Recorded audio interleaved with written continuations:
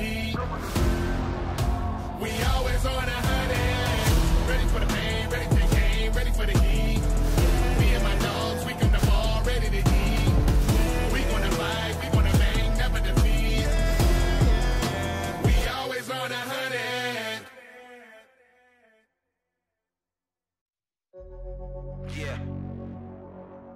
Warrior. The mentality to never give up, never give in. To the death, for the life of me. Warrior.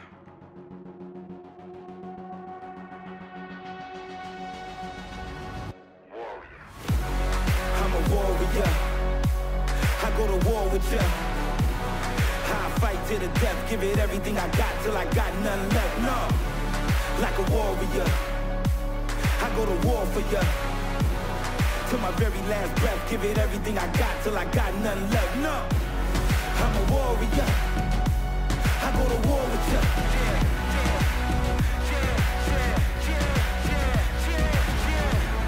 Like a warrior. I go to war for ya.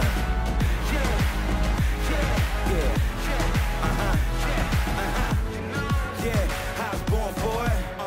Now I'm ready for the war. Ain't no turning back now, no, I can't back down. Can't run nowhere, gotta stand up. Right hand on your chest for your valor. Kneel down to no man, ice running through my veins cause I'm cold-hearted. Look what they done started. I'm sharp with my aim. The best in the game. On fire, hot like a flame.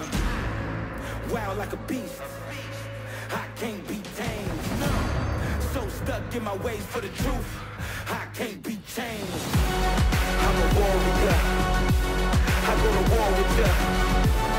I fight to the death, give it everything I got till I got nothing left. No. Like a warrior. I go to war for ya. Till my very last breath, give it everything I got till I got nothing left. No. I was born for it. I was born to rise. I was born to fly. I was born to climb. I was born to get it. I was born to shine. I was born to live it. Like a warrior. Like a warrior. Like a warrior. I go to war with ya. I fight to the death, give it everything I got till I got nothing left. No, I'm a warrior. I go to war for ya. To my very last breath, give it everything I got till I got nothing left. No. Yeah, easy.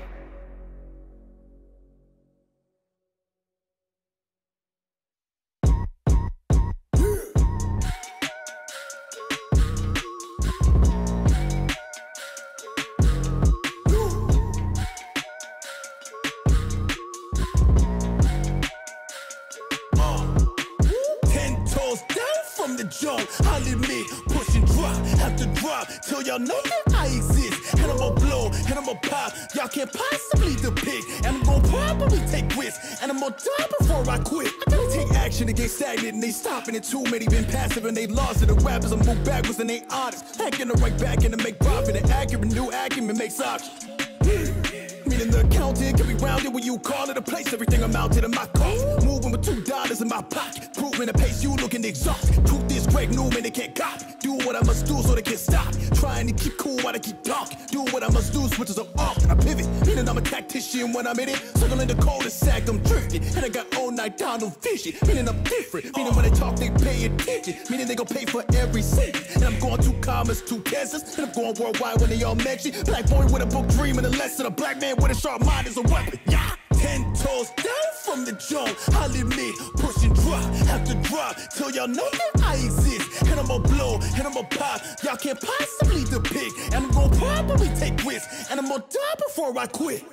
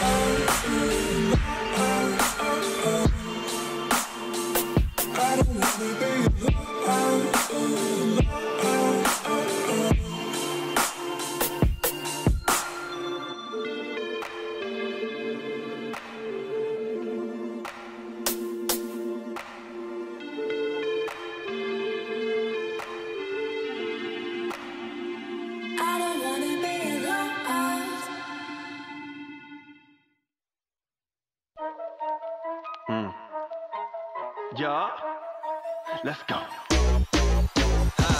We hit the ball, ain't no delay. Signature moves in every play. This ain't a game, we paved the way. Hardware on full display. Know that we aiming for victory.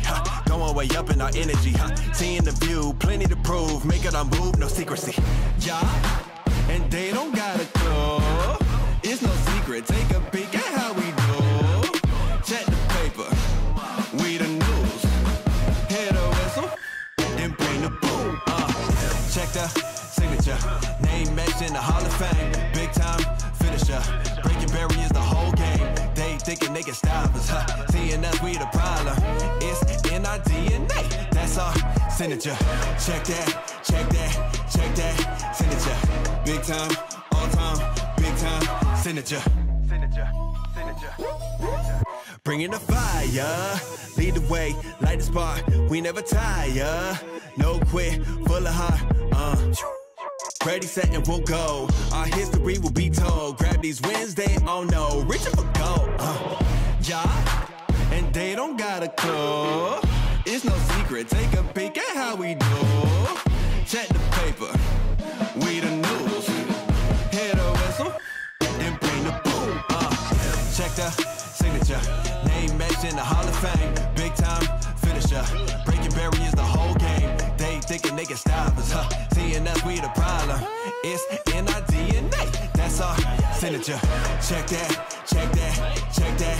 Signature. Big time, all time, big time. Signature. They thinking they can stop us. Seeing us, we the problem. We don't mess around, we just hold it down. Signature.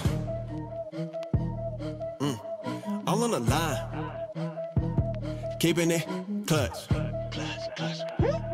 Yeah, now is the time. It's now or never. All on the line. Keeping it clutch. All on the line. Keeping it clutch. It's now or never. It's now or never. It's now or never. Check the signature. Name matched in the Hall of Fame. Big time finisher. Breaking barriers the whole game. They thinking they can stop us. Seeing us, we the problem. It's in our DNA. That's our signature. Check that, check that, check that. Signature. Big time, all time, big time. Signature. They thinking they can stop us. Seeing us, we the problem. We don't mess around, we just hold it down. Signature.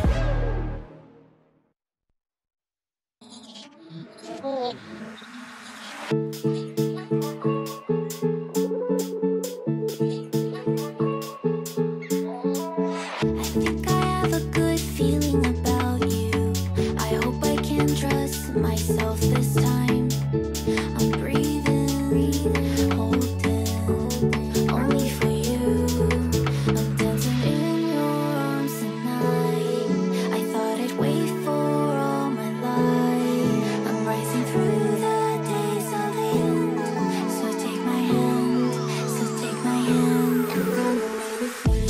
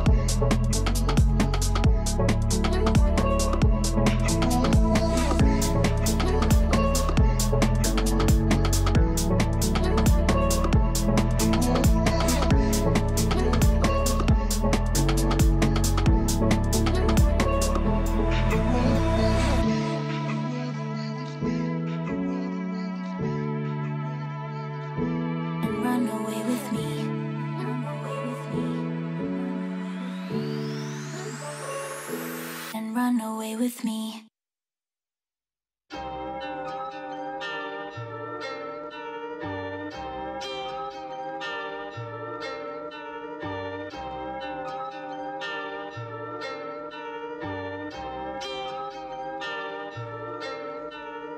I can't keep up. Miles a minute, yeah. 500 limit way. Time diminished there. I can't keep up. Miles a minute, yeah. 500 limit way.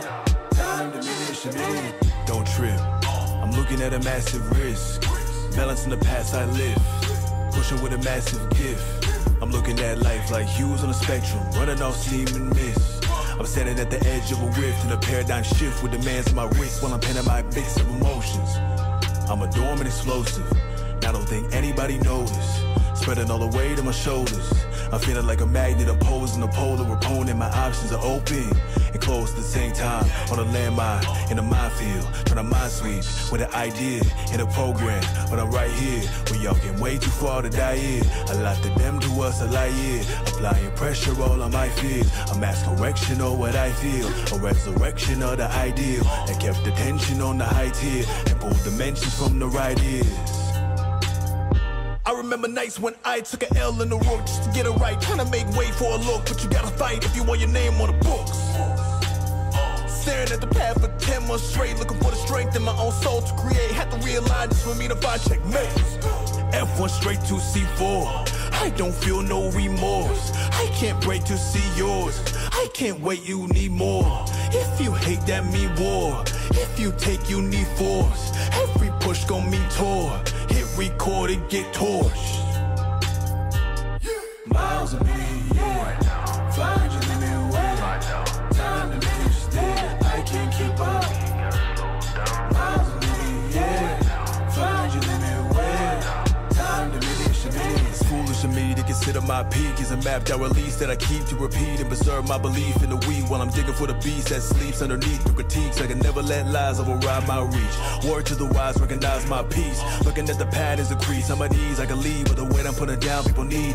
Mandatory, they can't ignore me again. All the allegories, a plan for when I begin. All the land below me, a scanned over what I missed. No advantages on me, I handle what's on me to live. And it's damage, homie, I can't be the only one in. I feel like none of them know me and nobody in it to win. Pouring live and direct from the mind of the best. Every line is compressed in the line of the crest.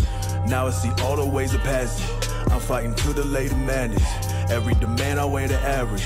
It feel like nothing really matters. They say you want it, you can have it. Paradox all up in my passion. Getting lost all up in my stanzas. Paranoid, how could all this happen? This is all I get when I call, make amends. And again, when I find out pressure on, it connects and reflects in the pen in my palm. When I press what is left, when I write, just to fight off the stress. All the weight of the mess is laid on my chest. And for days, what has kept is checks on the net. It's a technical foul, and for now, I'm a wreck. Maybe I'm falling off the ladder. I feel them all collecting data. It's hard to see the wind is scattered. I think the key is to attack it. I think we in a different bracket. Burning eternally, this is a start, an emergency. I don't know where the fan is. Maybe I'll never manage. We gotta slow down. Right now. Find out. We gotta slow down.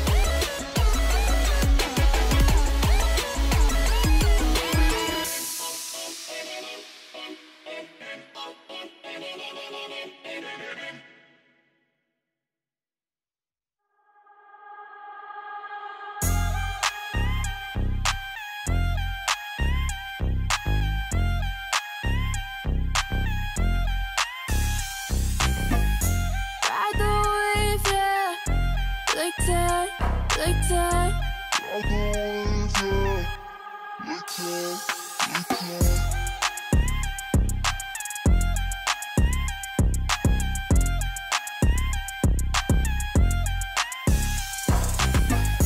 Ride the wave, yeah, like that, like that. Like that, like that.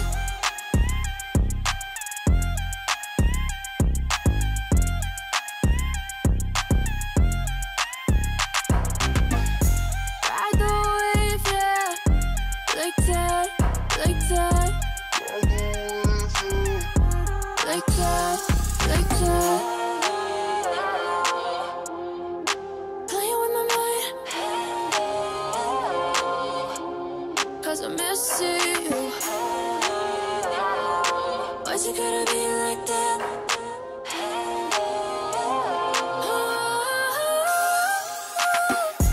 Ride the wave, yeah, like that, like that.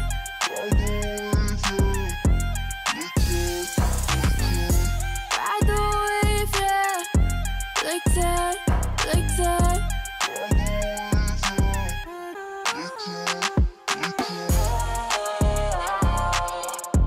Like that, like that.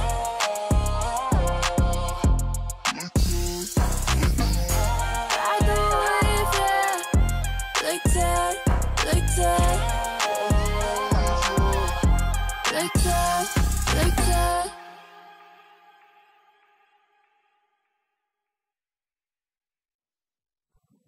Yeah. Hey. Yeah. Yeah. Hey. Yeah. Hey. Yeah. Yeah. Hey. Yeah. Hey. Yeah. At first you made me feel very safe, but then I realized one took and one gave. Hey. At first you had a healing power, but then your face changed hour by hour. Yeah. Yeah. Hey. Yeah. Hey. Yeah. Yeah. Hey. Yeah. Hey. Yeah. At first you made me feel very safe, but then I realized one took and one gave. Hey. Yeah. At first a hypnotizing smile, Hey. but then I forgot all Yeah. about you for a while.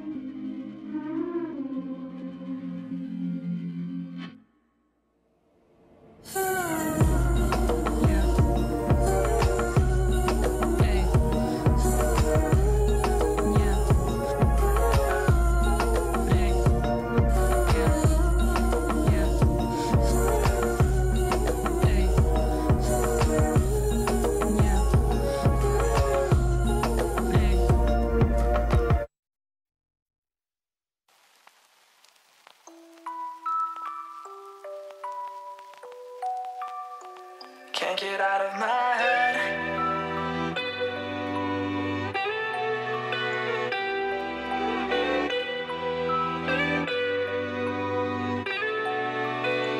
Can't get out of my head.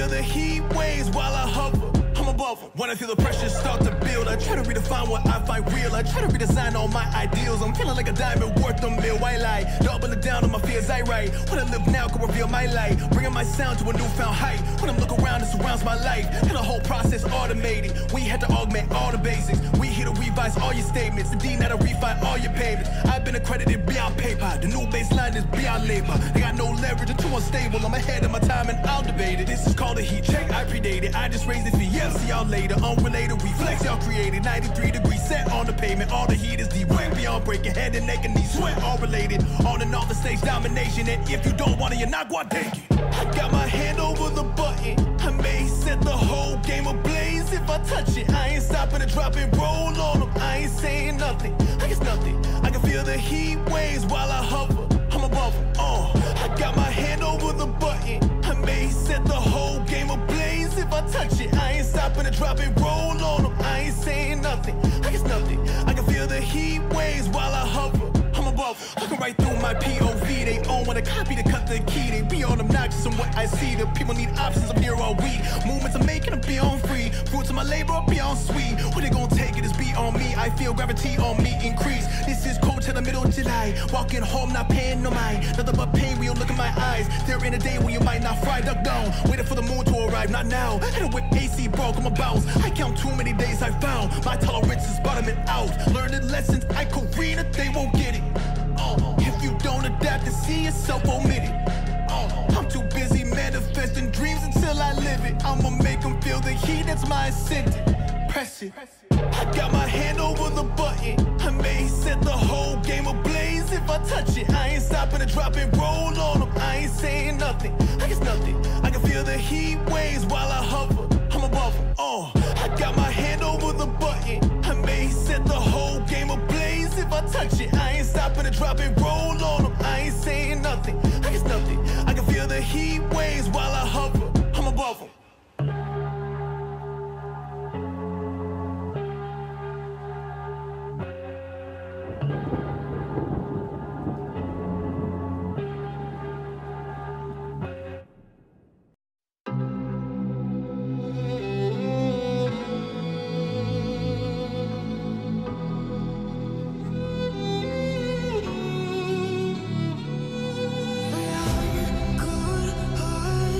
But I'm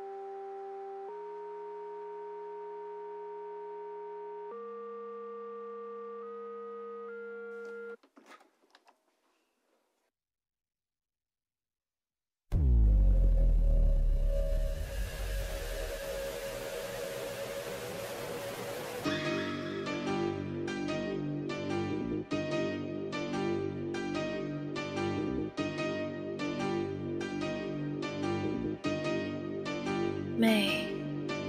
Hot stuff in my veins, rock stockings. I change, don't ask for my pain. Get some jeans, some rains. Third time when I get up, little boy, G up. I'm dark, don't speak up. Drop up, down, they need us. 台北太平洋里 ，Can't nobody set me free。给我一个思路 break。I just wanna live liquid now。Silver planet, silver night, hit new topic overnight。不用介绍，由来全都流进我口袋。想太多是不斟酌 ，make simple simple。除了我，还有谁存活？关我屁事，都别问我。不接受建议，是我的建立，不需要你庇护。背着我就小心你的，记住。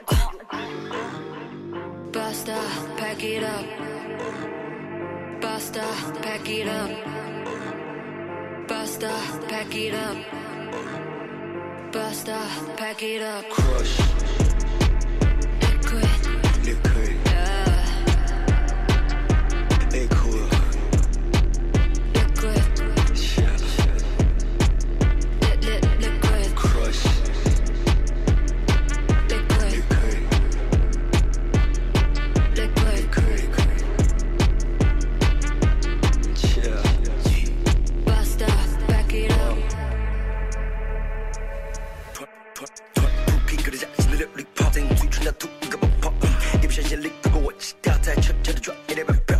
你们像是边角料，在我切个钻石之间消耗，看看那些小动物牵条脚，可以缠绵，未被分销掉。Drip drop。Drip drip deep drop， 没有的枪的刷 Visa， 有时我也忘了密码，开始 pray like a diva， 活着在很多的 Venus， 没让我再次陷入迷茫，他就从来给我启发。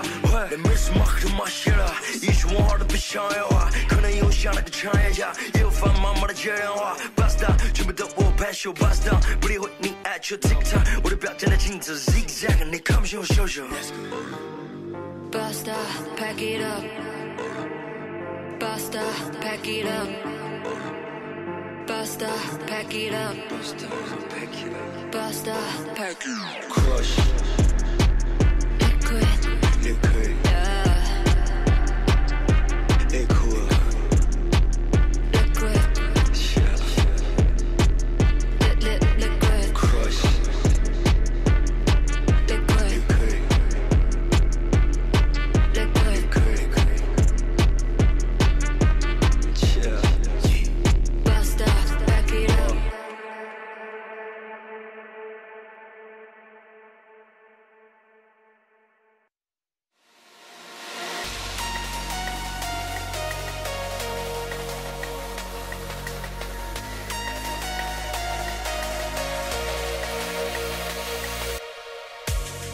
In pitch black darkness, you illuminate. I walk in shadows, you scream my name. You lure me in like a magnet. You keep me safe. I need to return to you. I've been surrounded by other schools. No one lifts me up like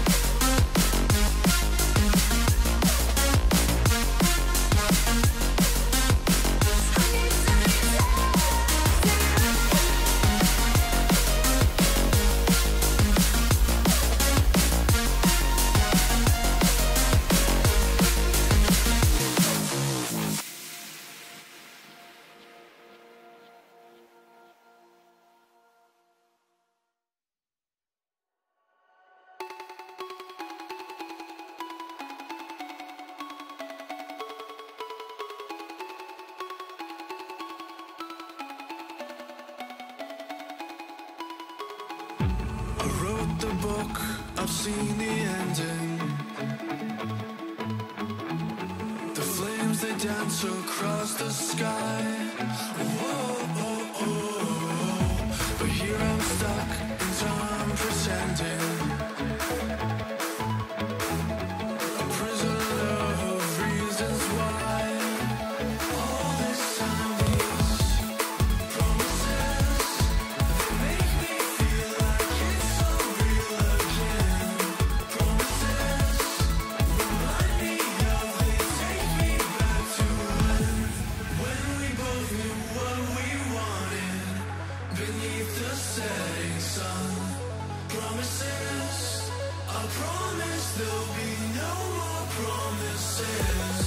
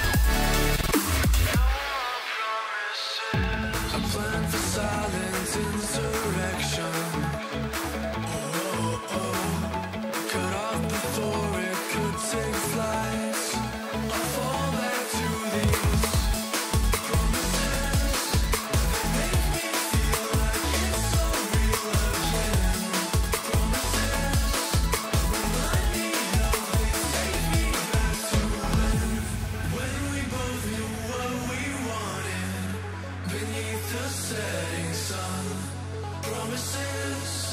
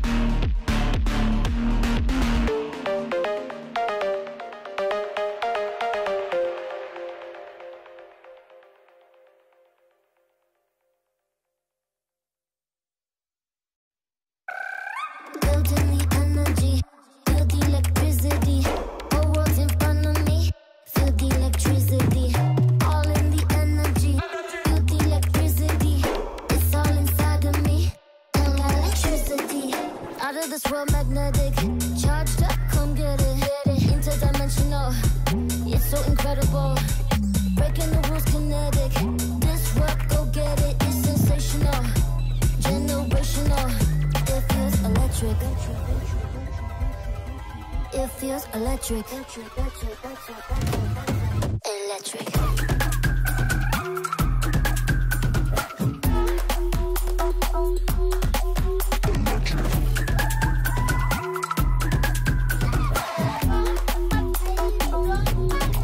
Electric. All in the energy, feel the electricity. It's all inside of me, and electricity. I won't stop now, I said it. Aim for the clouds, yeah, get it, powerful. Unstoppable.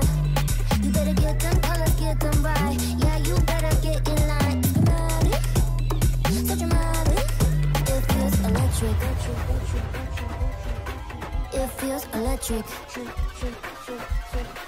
Electric.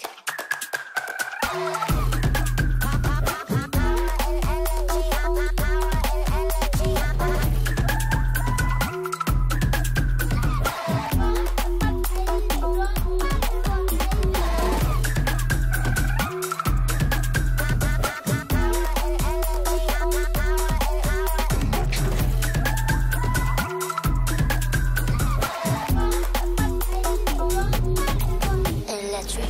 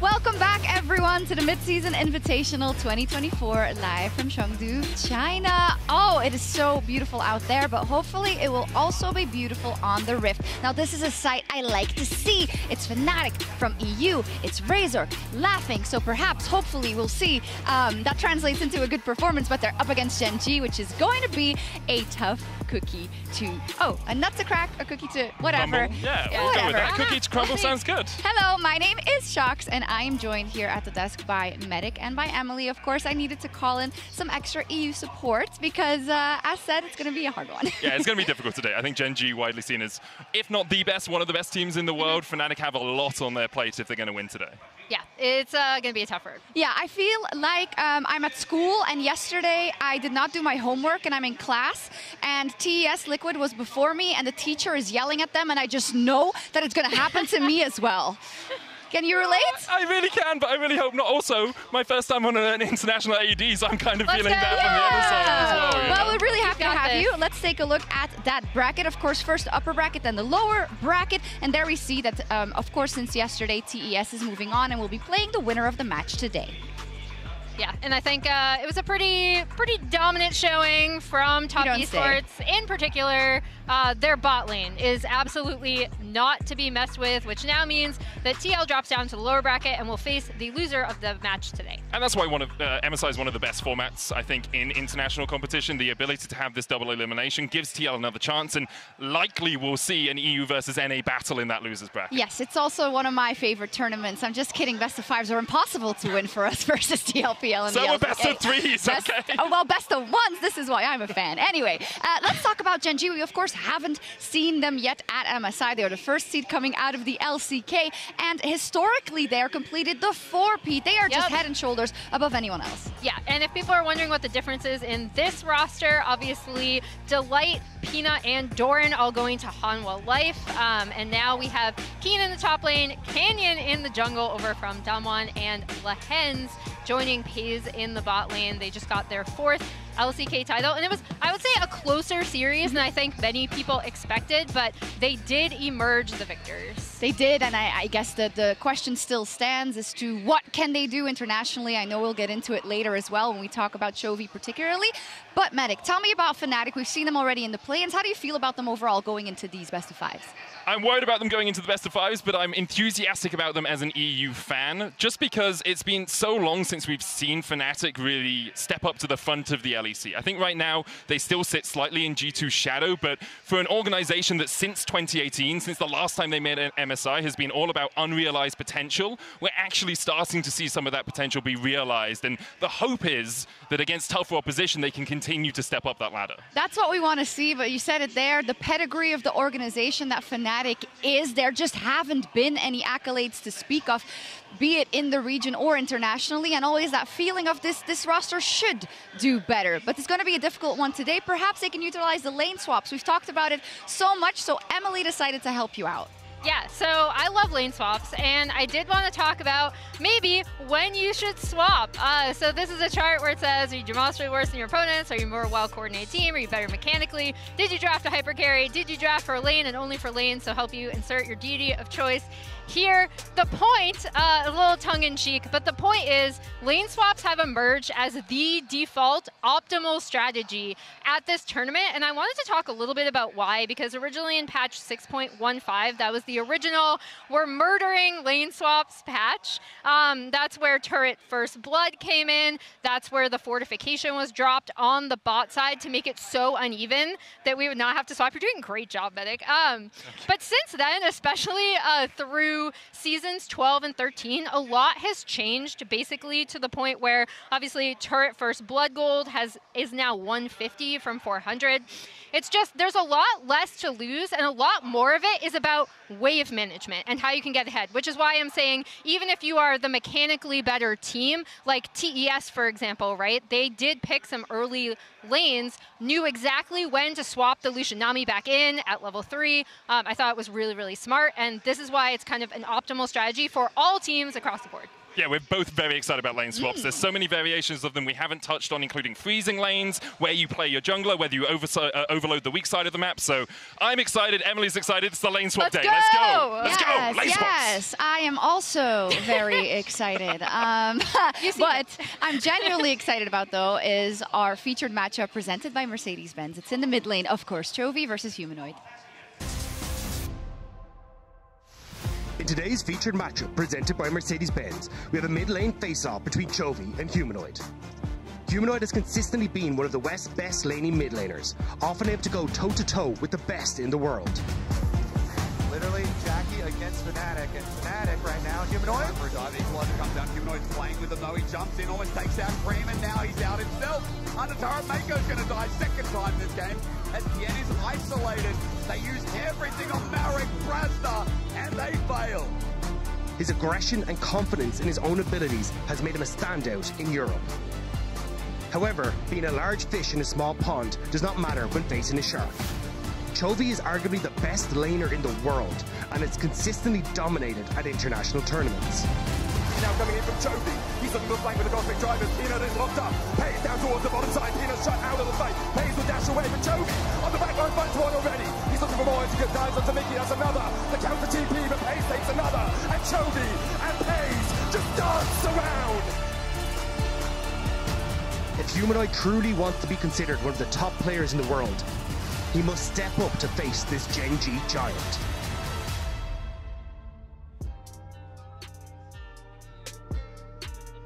humanoid savers. He lives for these international tournaments, but Chovy has been one of the best to ever do it, but is still missing that international trophy. Yeah, I think the big thing people are going to look at is the 7 international appearances to 0 international titles, but Chovy, kind of unilaterally by so many people, is known as the best performing player in League of Legends coming into this MSI event. This is kind of the event that everyone's looking at him and CHENGDU and being like, okay, this is your time. Like, this is your tournament to kind of take over and win. Yeah, I mean, if we throw up the humanoid graphic, it's all good and well for Chovy, but it's the same record for humanoid. 7 international appearances, 0 wins. So. Obviously, they're exactly the same player as you see Nightshare on our screen. Oh, that's not humanoid. That's Nightshare.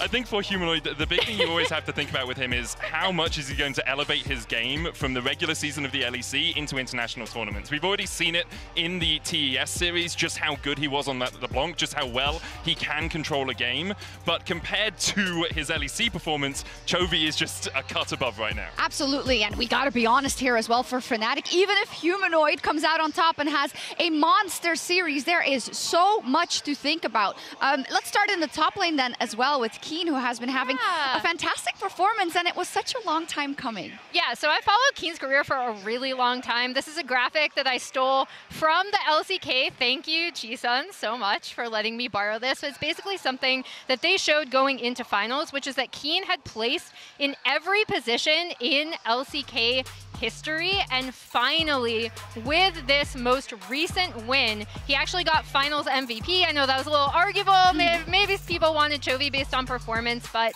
congratulations to him. He finally got that championship and is now finished in every single possible position in an LCK season. And I think the thing for Keen as well is he did perform really well in the finals, as you say, especially in Game 5, but it's the perseverance of this player. That he made second place in 2018, and now we're all the way in 2024. The ability to strive for so long, ended up crying on the stage after the finals as well, showing that emotion, showing how much it meant to him. I have a lot of high hopes for Keen. The question is, has the long road been enough to get him to an international title? We'll see indeed, and it's so interesting how for his counterpart, Oscarina is really very much at the beginning of that long road. We'll see. And when we go from a high point for CHENGDU and many of them, I do think we need to talk about perhaps what could be a problem for Fnatic in this series, and that's Noah. Yeah, Noah, when he entered the LEC, the discussion around him was around, does he have a champion pool? Is he just playing one champion at a time? It was Aphelios, it was Zeri, it was Varus. Now we're starting to see a little bit more from him, but especially here at MSI, he has been underperforming. With Jun roaming around the map a little bit more, he has been a bit isolated in that bottom lane, and against Jackie Love and against top esports, it was really a struggle. So my concern is perhaps the stage is getting to him. He talks about how much he aspires to be like the Korean players. Now when you're playing up against them, sometimes that can weigh on you. Yeah, and I think going up against Pays and Lehens, it is really interesting because obviously Pays, coming off an incredible rookie year last year, hasn't lit the world on fire as much during this season, right? So if you are looking at a quote-unquote weak point, you might want to look at that, but then the problem is Noah hasn't necessarily been lighting the world on fire either. There's weak and there's 51 CSD at 14 behind in the lane, right? Pays is stable, just not explosive, I think is how I'd look at Pays, whereas Noah has definitely been a collapsing brick in the wall. Collapsing? Collapsing brick in the wall, yeah, it's, you know, falling apart. That's harsh, but I guess he needs to prove us wrong. Let's see what the people at home think in our MasterCard fan predictions of the day. They were, I think, they were correct yesterday. They were a bit harsh on Team Liquid, but it turns out that's also how it went. And now we have 61% for CHENGDU, and for Fnatic 38. So they're gonna get, they're gonna get slightly less stomped than Team Liquid did yesterday? Is that how I'm reading this or what? I mean, I guess so. I think I'd go like 70-30 CHENGDU to Fnatic if I was doing it myself. I think Fnatic can take a game. It's just going to be really difficult for them too. And I have written down some of my ways to victory for Fnatic. First off, I think you have to play through mid-jungle. Razork and Humanoid are always the key members on the team that you have to look to for Fnatic. And if you can get them ahead, they are very good at moving that lead around the map. Also, you need to unleash Jun on the map. He's so good when he can be top lane level 3, when he can be on his Renato and be moving around the map. And finally, you have to pray, because it's likely we're going to be in the Church of Chovy today. And so, you know, just send one up and hope.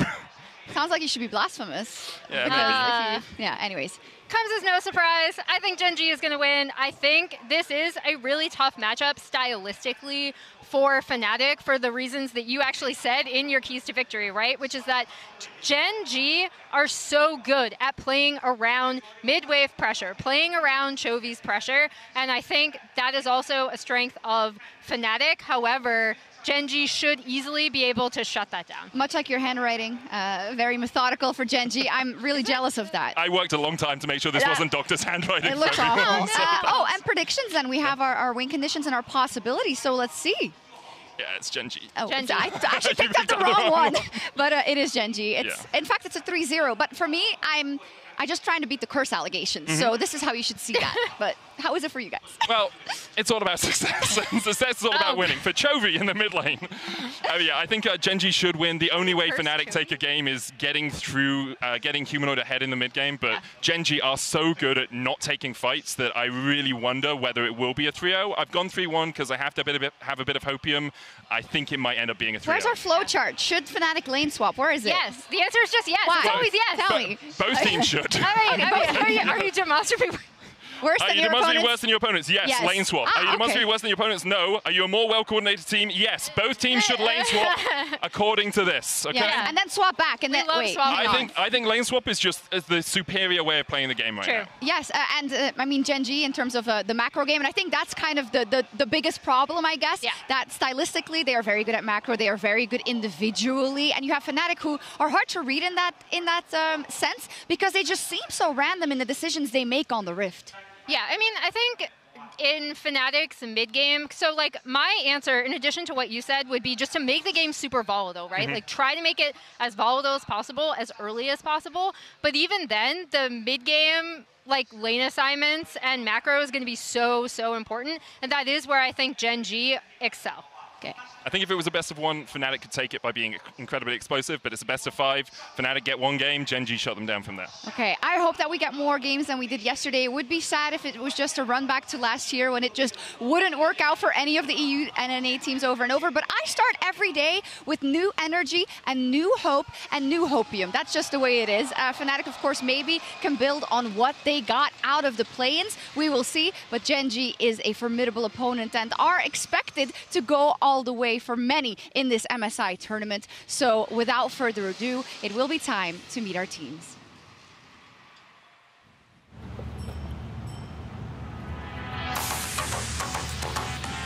For me, I'm always happy to make it to the big tournaments. My goal is to show everyone that I can play against the best mid laners in the world. I think I showed it many times already before.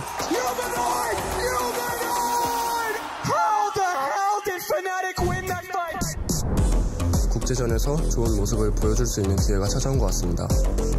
Chovy for sure looks like the best mid in the world right now. There's some stress, but I never felt like I am worse than any of the top tier players, so I think I can do good. 최근에 제일 잘한다고 생각되는 T1을 이겨서 어느 팀이 와도 두렵지 않습니다.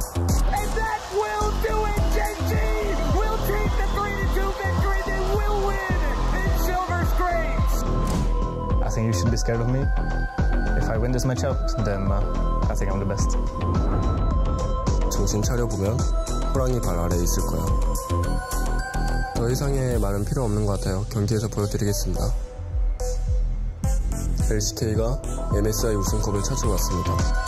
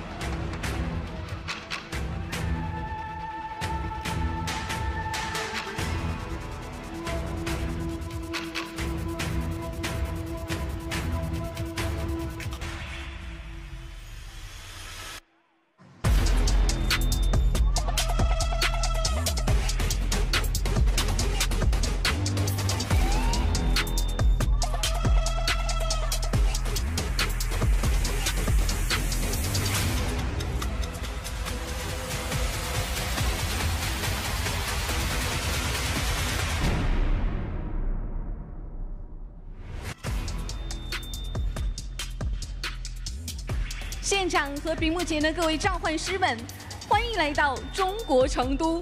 这里是 MSI 2024胜败分组赛第2个比赛日的现场。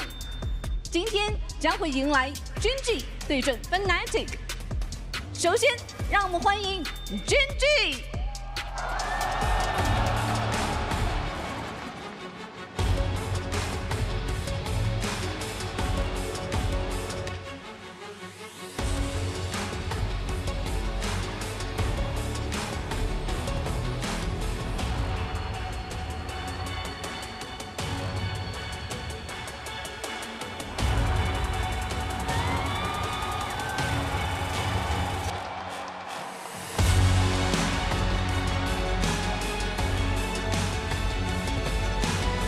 接下来，让我们有请 FNC。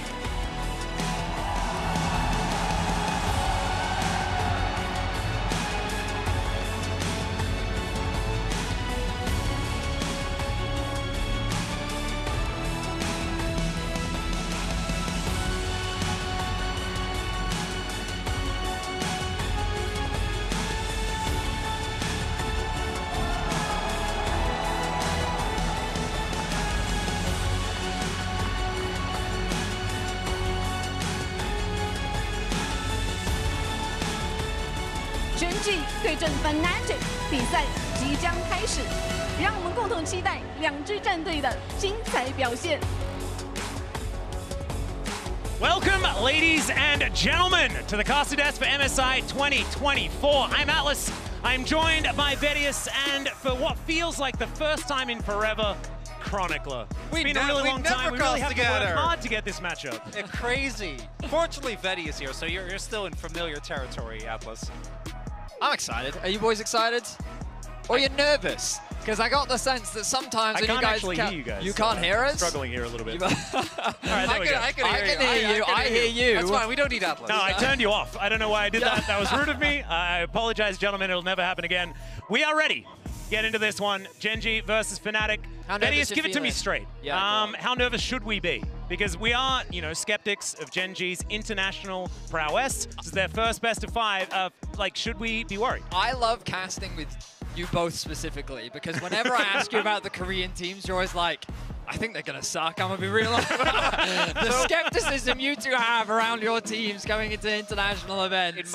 In my case, it's a personal problem, because I'm just generally very worried about the LCK doing well, and I struggle to take that and separate it from the fact that CHENGDU, realistically, it's the LCK first seed, and even in the underperformances, this team that they have struggled against are of, I think, still a very high caliber. And I mean, the expectations should be of a high caliber. CHENGDU are coming in as one of the tournament favorites, and I think that Fnatic are very clearly the underdogs. And I'm curious as to what they have planned for us today, going up the Titans of CHENGDU. Yeah, well, let's jump into our Champ Select, powered by Omen and HyperX. Already, we do have the majority of the bands coming through. The Zac, probably the most curious one here by CHENGDU. Early priority on the Cassante for Keen. We do know that it is a high priority champion for him, but you've got to remember that both Oscar and Keen love to prioritize the champion. The question is, where in the draft will it be prioritized? Because you imagine with Kalista and Varus both up, they're going to be the prior lock-ins here. 100% going to be picked here is that Kalista. Kind of a no-brainer, even though Paze isn't necessarily the guy you think of first. He has actually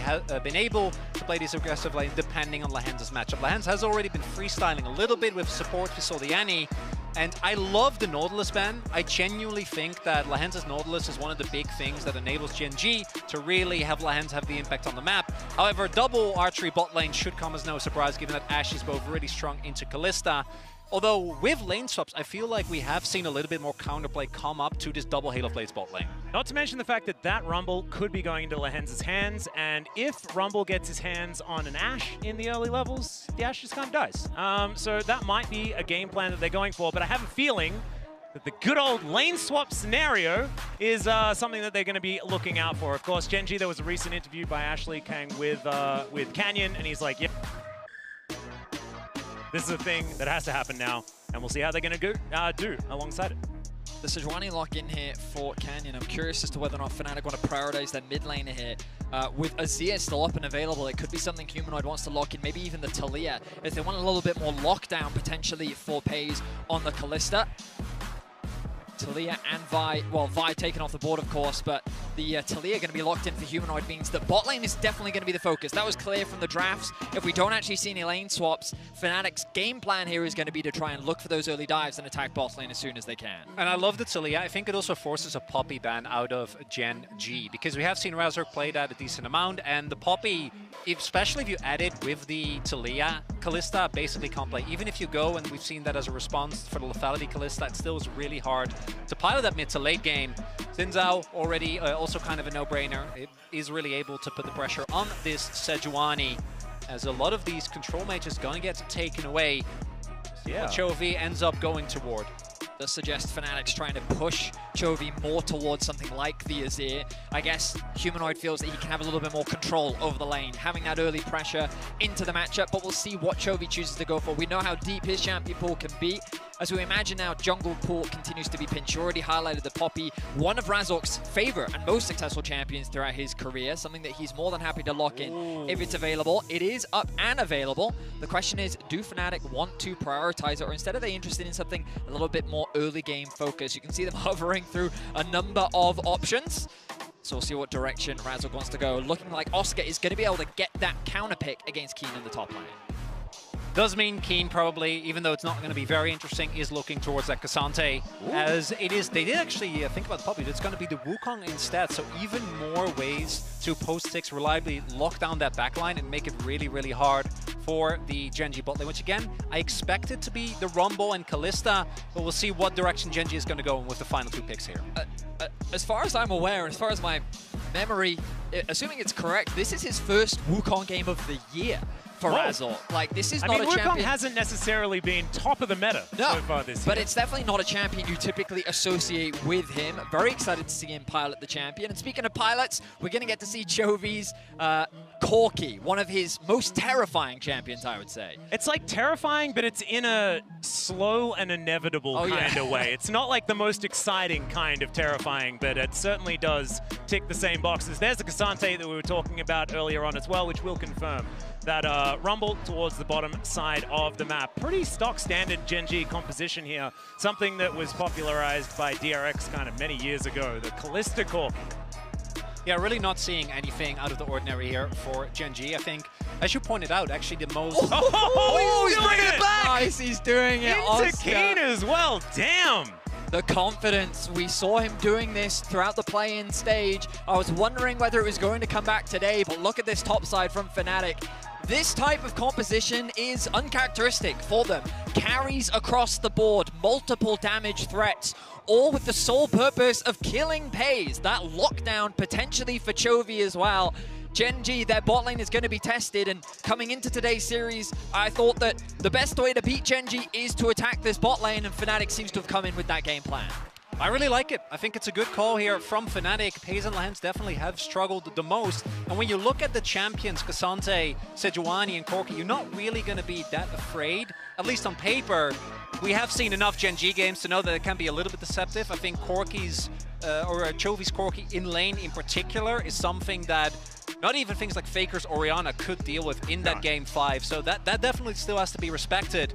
We'll see how Pays and Lehens are able to deal with the amount of backline dive that's there. It does feel a little bit like a default pickup here for Gen G. Not necessarily testing too much, not trying out anything new here in game number 1. But we'll see what they're going to be able to get done here as we get onto the Rift for game number 1 of this best of 5. The LCK first seed versus the LEC second. Gen G taking on Fnatic. I actually think these compositions are kind of perfect for what we wanted to see out of both of these squads. I think that Gen G not necessarily needing to show too much moving into game number 1, but Fnatic looking like they have a lot of aggression and a lot of comfort here as well with what's been working recently, outside, I guess, of the monkey in the works that's been thrown into the jungle. But we know that it can go very well into the Sejuani. I'm excited because this is what I wanted to see from Fnatic. When you think about the traditional standard macro high-level pro game, you're always going to give that advantage to Gen G. They are considered one of, if not the smartest team in the world. Their lane assignments, especially past 5 minutes, are incredibly difficult to manage. And I think that Fnatic trying to match them in that style, trying to just go in terms of scaling team fighting, was never going to be their approach. And that's not what they've done. Side lanes, looking to find 2v2s, looking to attack you in 1v1s or 1v2s or 1v3s and trying to catch on the map, trying to pressure this bot side as well. Fnatic's game plan is about aggression, skirmishing, and catering to the style that they found success with this year, which is kind of getting into the mud and getting down and dirty. It really does kind of counteract what Gen.G is necessarily known for. They can certainly skirmish, but they're not necessarily known for it. As Lehens has found himself a Camille. See whether he's going to find some harpoons in anybody else, but as we know, there is no one else in the area, as Oscarinen is just going to be heading towards the bottom side of the map as the lane swap has been found out. And Gen.G, the ones to instigate it here. Not surprising, given the lane matchups. You see there as well, Oscar actually was waiting, leveling his E, did actually end up going it here. So it does have a lot of threat, but because there's an award, not going to find anything as of right now. In terms of summoners, Jun actually going for the Ghost here as well, which with Ashe in particular, the extra movement speed in the longer trades can be extremely beneficial. Thus far, we do see Oscar now also heading towards the bottom half of the map, whereas Keen is still just shadowing Canyon. Canyon should be looking to cover here. Oscar, again, does have his E. Keep your eyes on Razork as well. He's doing Rafters into red, looking to get a quick level 3, but by pushing in this wave, Keen is going to get a lot of benefit. The fact that Canyon is also shadowing means that it's safe for Oscar to TP towards the top side of the map because the risk of a dive is now significantly lower, which means that he's not going to lose too much, but losing that TP could be detrimental depending on what Gen.G choose to do here. Are they going to threaten a dive? With Canyon not in the area, it does seem like it's a bit dangerous. Is casual turret shot going to be taken there by Lehens? Very Lehens move. Does very much like to be a little bit aggressive. And it looks like Razork has had a little bit of a better time in the jungle as well, just kept up the farm, whereas Canyon did take a bit of a timeout to make sure that Keen was going to be okay. I do think that's one of the things that if we had gone for the Poppy, then it completely changes how he can play these early lanes, right? Then maybe you do actually try and still That's force a Valkyrie something. in from Chovy here as Humanoid getting taken below 100 health, has to flash in the end, and is going to be teleporting back to lane without either of his summoner spells in the end. He has to flash. If he doesn't flash and Chovy ends up flashing, he goes down, so has to go for it preemptively, but that is extreme enough. And we're talking about is the early laning phase of Chovy on this Corki, something that many LCK mids have really struggled with, as we now have the back coming through here from Lehens and Pace, and they will be heading towards this bottom half of the map, where Noah and Jun still waiting, shoving in that wave. I have to imagine Canyon now gets drawn towards that mid lane as well. Level 6 comes through, and that's looking like prime real estate for a nice gank in mid lane. Humanoid going to have to show that respect. He was so close to getting level 4, could have made all the difference in terms of protecting his flash, but now we return to standard lane assignments. Keen going to get level 4, as we see the return of Paze and Lehens, avoiding those early levels where this Ashe virus can be so lethal, while also putting this Camille a little bit behind in terms of that early golden experience. It's really nicely done, because as you point out, Vedi, the amount of lanes that I've seen won by Ashe virus, level 1, over the last, year and a half, has been absolutely insane. Canyon is going to pay a visit towards the bot side of the map. They are going forward because Razork is on his way. Yeah, there is already that ghost popped by Jun. Razork's going to turn up. Not a lot of information there. The flash forward from Lehens, but already that's first blood going over to Paze. Razork just a little bit too late on it.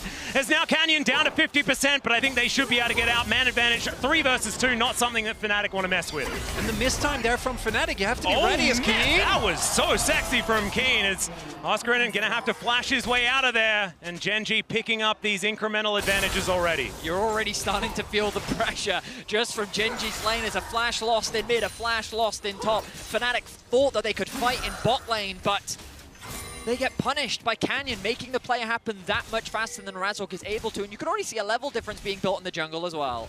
And they knew, right? And I think that the power of this Varus and Ashe is great as long as they don't actually get on top of you, particularly when you have a Rumble with Ignite as well. the moment that you are actually there on top of it, even with Flash, like they can close that gap very, very easily. Canyon didn't even have to invest his own summoner because of how far Noah and June were up, and I think they could have just backed out of that. Like, pre-6, I don't think you even want to take the 3v3. Like, you're sitting with a Wukong, first the amount of burst that you have with specifically that Sejuani Rumble. Oh, some more value here from Chovy as he finds a combo onto Humanoid, but Humanoid's able to offer a fair bit back as well, throwing those rocks onto the ground. The thing that really does work out in Genji's favor also is the fact that Lehens now gets himself that little bit of acceleration. Rumble, we know, is so deadly in these early levels. It's why he was so happy to go for that flash play immediately. Just understands that the acceleration is going to be so beneficial as Canyon takes himself a grub. And Razork also going to have to contend with 3 members of Genji in this area if he wants to contest, which he's not going to, intelligently. I mean, just great play overall from Genji. They utilize the pressure that they have in mid to, as Keen resets onto the map with Lehens also covering, they're able to secure the first rotation of grubs. It's going to be challenging for Fnatic to be able to cross map with Razork actually on the top side. He was just pinged out by Genji, question mark thrown towards the Krugs. So it seems like they're doing a good job of keeping track of where Razork is, which is crucial when it comes to Fnatic's early game, because they largely do live or die by Razork's success and pressure in finding advantages, but so far, Fnatic have not been able to find any. And one of the big things with Taliyah is that post-6, you want to try and actually impact the map, maybe make a play towards the bot side, especially with how much Pays and Lance have been pushing. But because of that early flash force, Humanoid has to play so much more respectful already. Canyon didn't even have his level 6 yet, but as soon as that Glacial Prison is available, he needs to be so respectful, and Canyon might be looking for an angle here. Yeah, the flash not quite up and available. There he is! He finds the ulti, the Valkyrie forward, and it's all too easy. Chovy even turning around a little bit early, has to go back to make sure that he locks down the second kill for Genji. I mean, we talked about it. The moment that Humanoid's flash was burned, we literally said the moment Canyon gets level 6, he has his eyes on mid and he makes the gang look flawless. 2 kills in favor of Genji. They have a 1k gold lead already, and Chovy off to a fantastic start.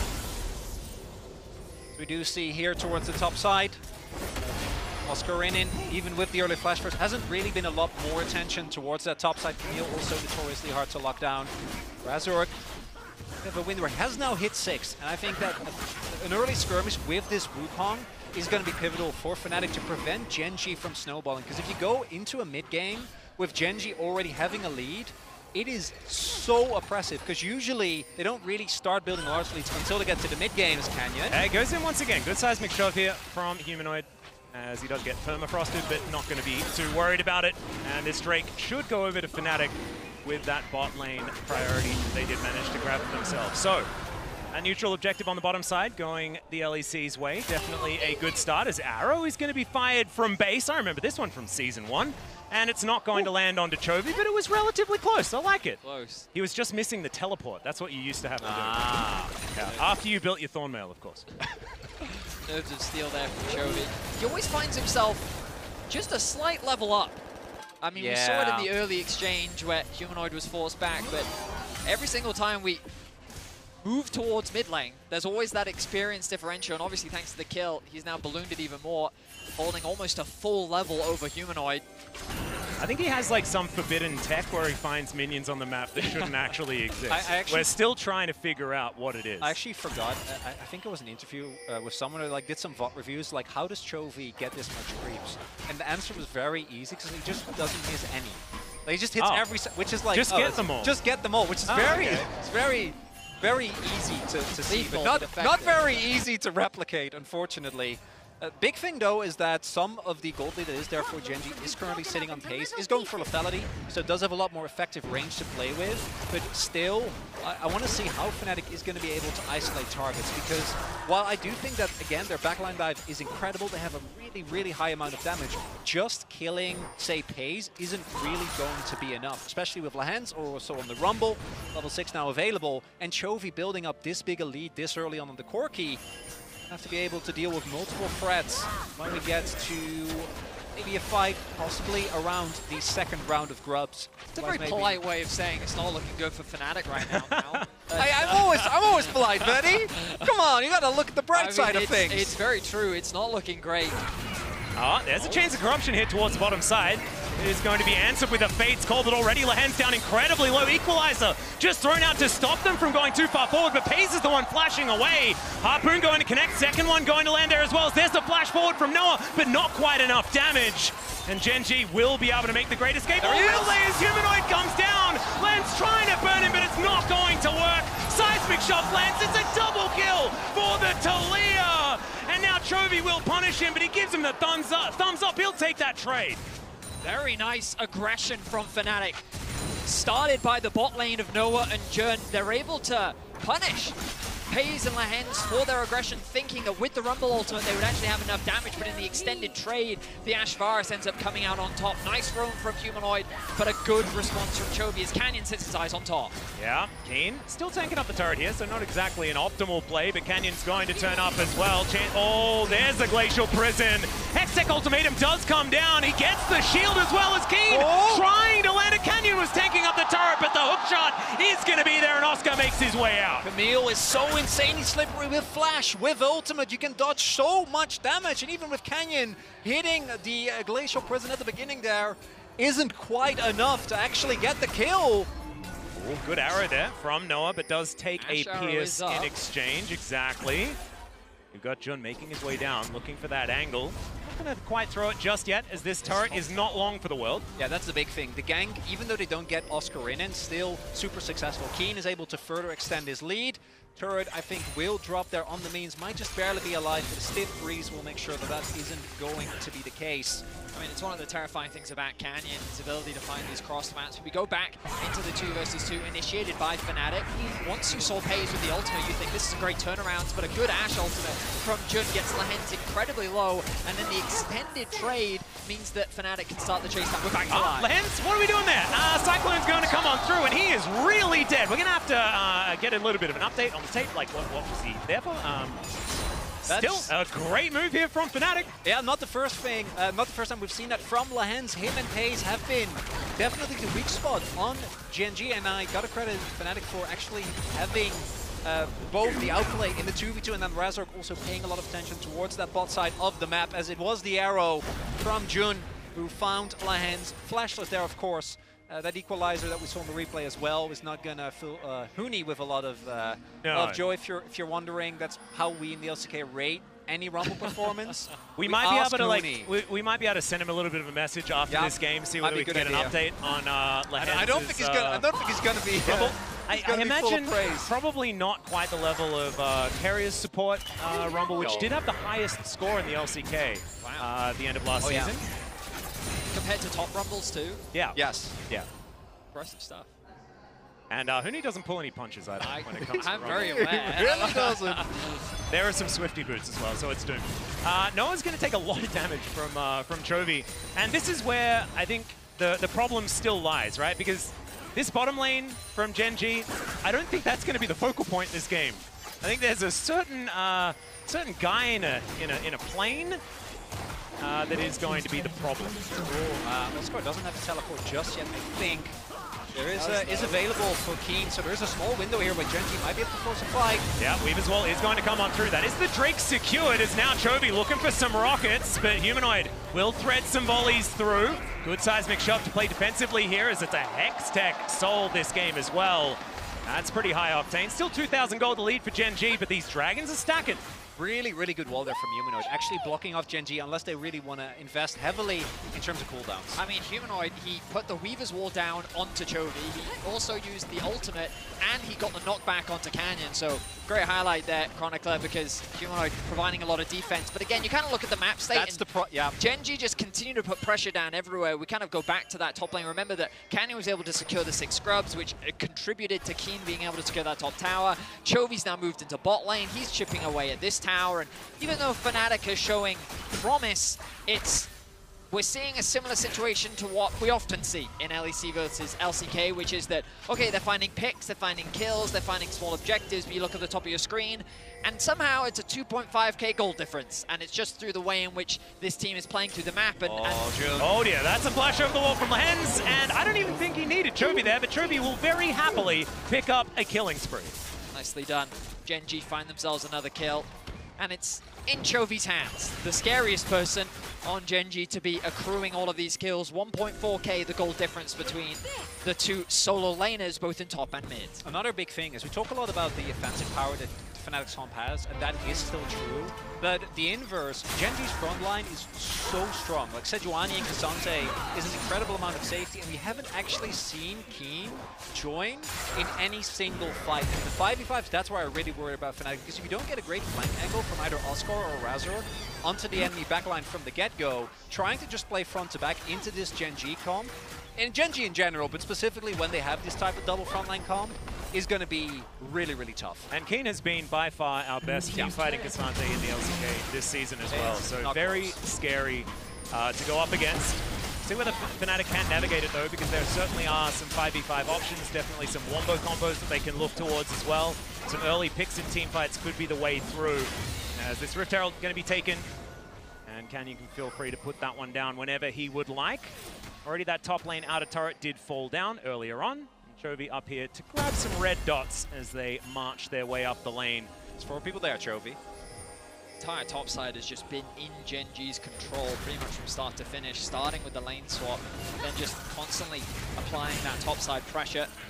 That's where a lot of the gold lead is currently sitting, and when we think back to Genji throughout the first half of this year, kind of has been that top side that has been standout. We've seen Chovy, even in dire situations, put the team on his back and have strong performances, but I don't think he's going to need to do that with Canyon and Keen by his side in this game. And it does feel like the Corki for Genji is often their cheat code for that. Oh yeah. Because of just the amount of mid to late game power that Corki has by himself in navigating setups around these objectives. Something that Chovy has been very, very good at. We haven't even necessarily seen a big package play just yet, which might be coming up in a minute and a half as this Drake is going to be making its way out of the Rift. And this is going to be a breaking point, because we're going to get to the point of the game where if you end up going down in, like, say, 3 or 4 for 1-2, you're going to lose a lot of objectives, because the Herald does get dropped down. Genji looking for more map control by taking down his mid lane turret. Yeah, no one's going to be riding it this time around. We've had some Herald mishaps in the LCKs. Weaver's Wall does come on through, but it's only Shelly that is going to bear the brunt of it. She will be taken down. So no breaking of the mid-outer turret just yet, but Genji with control of the river. Exactly, Atlas. That's what they were mainly aiming for. They've done damage to that mid tower, and it's basically just a hair's breadth away from being knocked over. So they've set up the building blocks that they need. The vision now being swept out. Any potential deep flank wards are what Genji are a little concerned about. We already talked about the dive threat, and Chronicler, you are highlighting how Fnatic is going to be looking for that backline access, and those deep wards are going to be crucial to that, with which Genji is completely denying. Now, Humanoid in some danger. Once again, a Valkyrie forward as the arrow is going to connect onto Chovy. They're now trying to turn it around. Canyon here, but maybe he's a bit too late as Chovy holding onto the flash, and he decides he's not going to use it. Now Razor with the Cyclone. Noah is just going to be jumped on by the Sejuani, but he says thank you very much and picks up the kill. And it's 30 seconds until the Hextech Soul Point is available for Fnatic. Genji just not expecting this many people to be ready, and honestly, if you're playing as Fnatic, I feel like you have to be. I mean, a great punish from Fnatic. I saw what Chovy saw, which is this is a free kill. Yeah. Humanoid sitting isolated in a side lane, but he didn't respect the Ash Arrow from Jun. The biggest downside is that Jun got the shutdown onto Chovy, but overall, Fnatic with 2 picks and full control over the Dragon, they're going to be happy with that. Yeah, mid lane control does go to Genji here for now as Oscar in off to the side. Razork just burning down though, and there is no support. Paze is going to cleanse, finds the auto in the end as the equalizer's coming down as well. And it looks like the Drake will go over to Genji. Canyon even turning up in time. Oh, Fnatic, you had the opportunity to set up Soul Point, but you don't need your jungler! And now Chovy going to grab the outer turret in mid lane as well. From bad to worse here for Fnatic in what we thought might have been their opportunity. Because the big thing is, if they use the kill onto Chovy, even if he TP's back and Canyon can't be there instantly, you can just take control of the river and play it slow. The biggest problem was that they used so much to actually get these 2 kills. We look back at it, and this collapse from Chovy, again, looks promising, but now he has nothing to be able to dodge away from the Ash Arrow. Humanoid and Jun have good damage. The TP was committed as well. So now Fnatic are all ending on this play, and the Dragon is still 20 seconds away. So even though, look, Flash committed from Razork, ultimates used, and now Fnatic have nothing left to actually secure the Dragon, which means that when Genji get control of the mid and re-enter, they're able to punish. Well, now having a look at the dust settling, it is not a massive advantage here for Gen.G as we press the 20-minute mark, as now Hextech Ultimatum down onto Keen. Flash out from Oscar Innen, though. He wants nothing to do with this ghosting Cassante with his 2 items already completed. That item lead actually looks like it's, like, why does that exist? And I think the 1.5k is probably there, but man, Keen's kind of huge. Yeah, Keen has been able to pick up, thanks to even like ganks didn't work out, like Canyon trying to play towards the top side. I think it's crockery money, right? It's just plates. It's been a whole lot of plates, and I think he got the first turret blood, and then I think he got another turret towards the bot side of the map. And Camille is insane if she can get her items, but if you start falling behind, that point takes so long to get to. As Noah does have Edge of Night, with some added safety, but him and Jun are very mobile, very squishy. Double flashes available here for the Fnatic bottom lane, so maybe not a kill opportunity for Gen.G. Wanting to get a few of those summoner spells if they can. Not wanting to dive this inner turret, as we can see in Canyon, going to be spotted out by the Hawkshot. Heads up play there from Jun. Gen.G just back to clearing out this mid wave. Baron up on the map. It's another thing that we're going to have to keep our eyes on, and the next team fight might really be a big turning point in this game. You know what? Clears up that wave as well. Still has absolute parity alongside Pays here as both of these lethality 80 carries looking to try and get that poke damage done as this game goes on.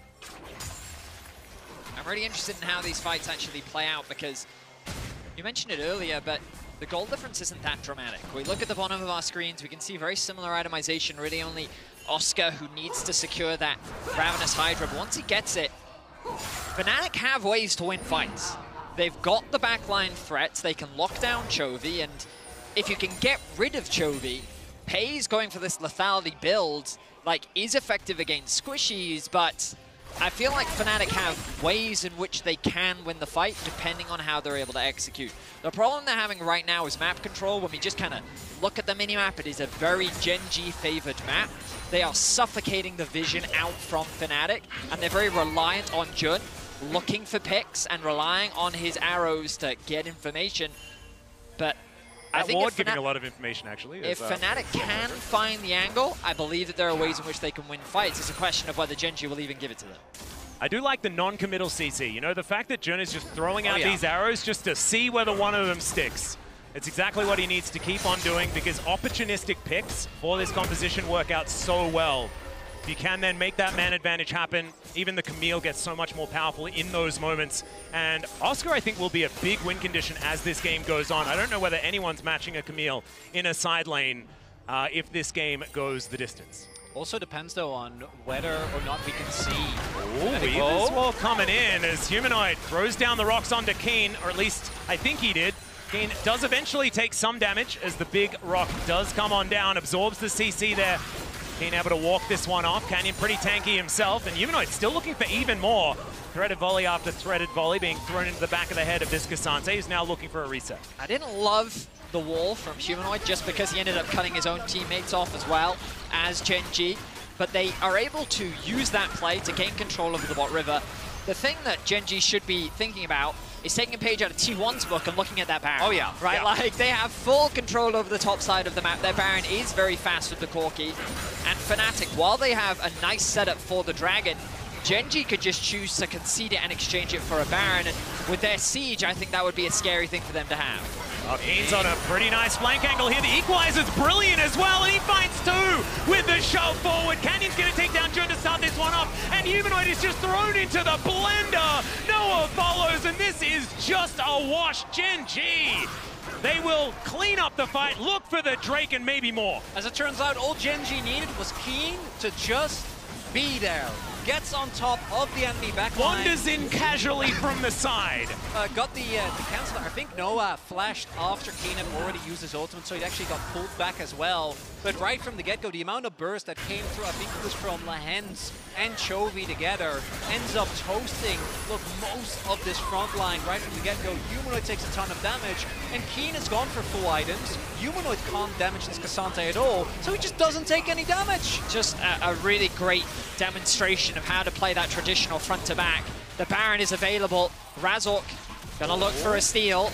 Yeah, they do manage to get the ward over as Hex Gates are being taken. There's an arrow in there. He's in the pit. It goes down solo and it's secured by the Rend. Genji take down the monkey as well. And they'll secure themselves a Baron. Oscar in, and he is going to be dessert here for Genji, as there's nothing he can do by himself. Chovy grabs another one. And not the cleanest there from Genji, but they end up making it work. Tried to keep the Wukong out of the pit. Weren't successful, but it's Pays in the end that ends up getting it with the Rend. Not as strong as Kalista once was at securing objectives, but will be enough. And that fell, those two sequences of play, like now Fnatic have completely lost control. Yeah, I mean, exactly right.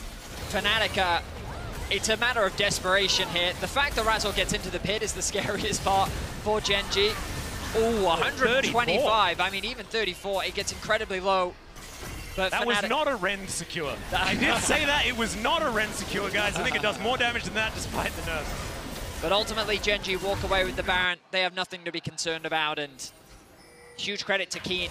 He set up the fight for Genji.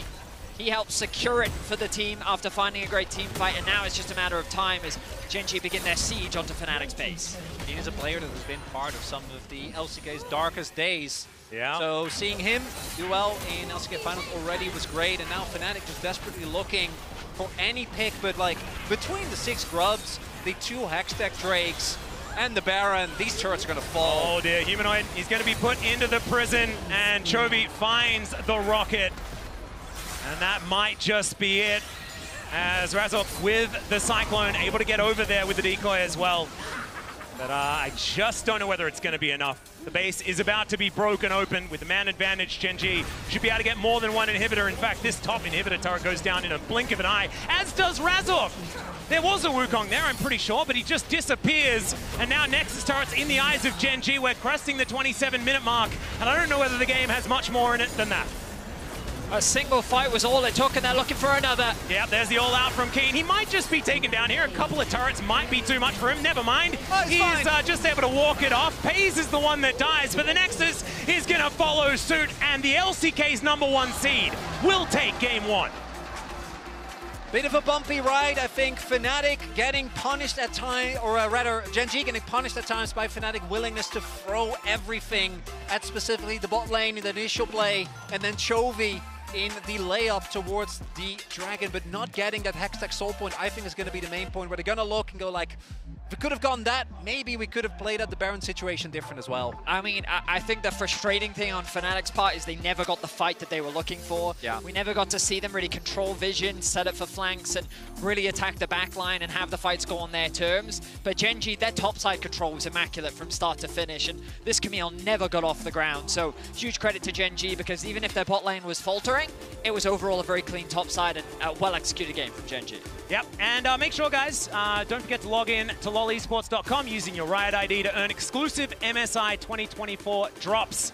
Now it is time to for us to throw it over to the desk to break down that game #1. Thank you so much indeed. Sovereign out of Genji in many parts of the game. Of course, I'm a little biased, right? But in the legendary words of a legendary LCS player, Skara, up until they lost, they were winning, it seemed like. Up until they were not losing, they were doing like okay in the mid game, I want to say. But that's really all you can say, unfortunately. Or am I underplaying it in terms of how this game went? I don't think you're underplaying it. I think our expectations for Fnatic was they were just going to get outmaneuvered on the map, but they actually had a few really good moments of movement, especially around the second Drake. I was very impressed by how they knew they were on a mismatched TP timer. Oscar made sure that Keen couldn't TP down. Fnatic separated the fight. It was really well done. Just Genji were a better team, Shocks. Like, yes. Every time they found a little advantage, Fnatic would overstep, and Genji were just able to take a whole hand away from them. Yeah, I like their response to Chovy kind of pushing out as well on the side wave on bot side too. I thought that collapse was really, really good from Fnatic. So yeah, it's true. Small moments. Yeah, it is. But I think in a Genji dominated game. Absolutely. And when you look at kind of the individual performances, you see that Chovy is building up a huge lead in that mid lane. You see that Keen is doing very, very well. And for Oscar, he played defense really well, but that just isn't enough. You have to be able to play offense when you're playing against a team of that caliber. So once it came to the team fights that mattered most and the moments that mattered most, it was hard. It really was. I think in every lane you can see a small moment where Fnatic player made a mistake. Noah, you saw Canyon on vision, then you have to burn flash, then you still die in the bot lane. You saw Chovy just destroying Humanoid in the 1v1 in mid lane because Humanoid's overstepping a bit. Oscar, yes, he was able to survive, but he still lost a whole minion wave to the tower. Gen.G are just so good when you give them these small advantages. Unlike teams in EU where you would be able to get back in the game, Gen.G don't give you that opportunity. Yeah, absolutely. And I think like a lot of it came down to when I said the keys to victory for Gen.G are just like play as you normally do, like around Chovy's mid pressure. I thought that came to fruition, right? Like very easily in the Corki Talia matchup. Yes, indeed. And every second counts in League of Legends. And thanks to the reliable Cisco network, Gen.G win a team fight against Fnatic and take that dragon and really slam that door shut. And it's one of those things again with Fnatic where they just don't quite go through all the steps to secure control around this Drake. They get the mid-prio, they push in, they get vision, then they don't cover their flanks. They don't think about the range that Gen.G can engage from, and as soon as Keen's on the backline and that equalizer is chunking you out, it becomes impossible for you to actually peel back out of this fight. Fnatic are so good, it's so much potential, and it's just short. Gen.G are doing an incredible job of slamming the door in their face at every opportunity. You say just short. Is that a little bit...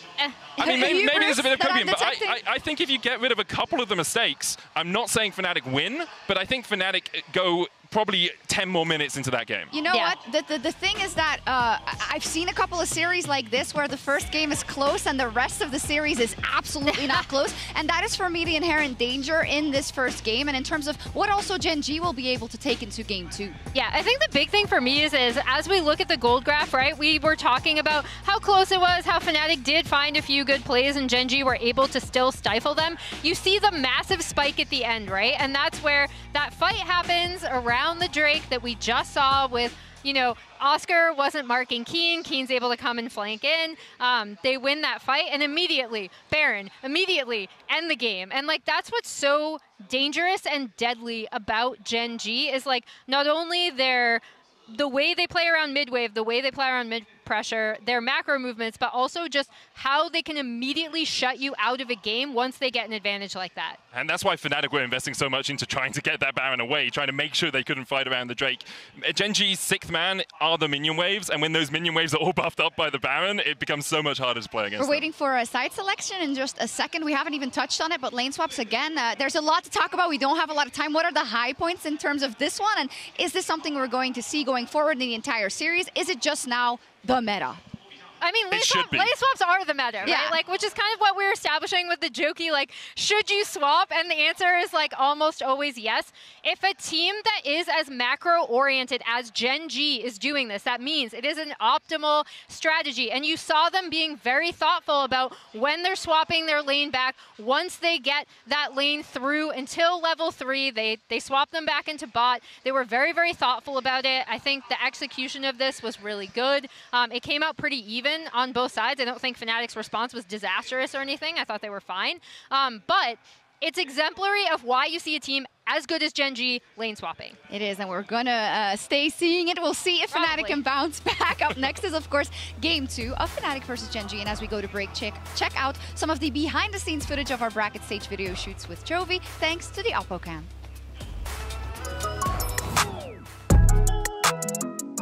안녕하세요. 젠지 초비입니다. 이번에 청주에서 열리게 되는 MSI에 출전하게 되어서 좋고 좋은 성적 내도록 하겠습니다.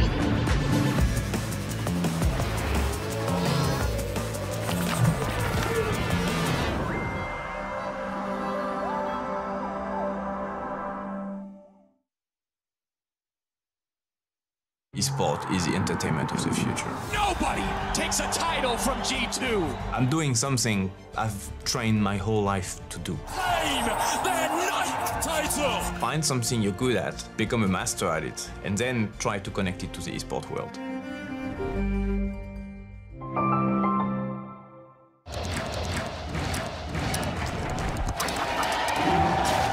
Red Bull gives you wings.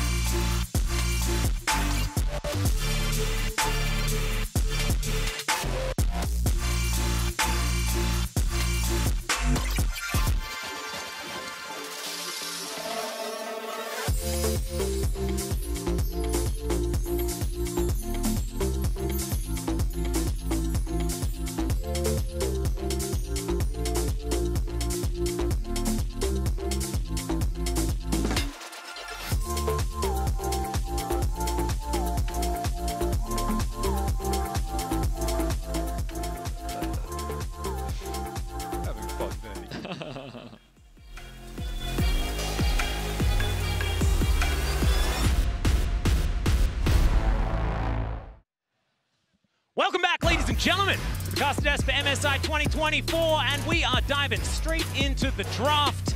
We have the Rumble taking away the center as well. Fnatic on the blue side, and gentlemen, Darius, especially you, I got some hopium for you. Do you?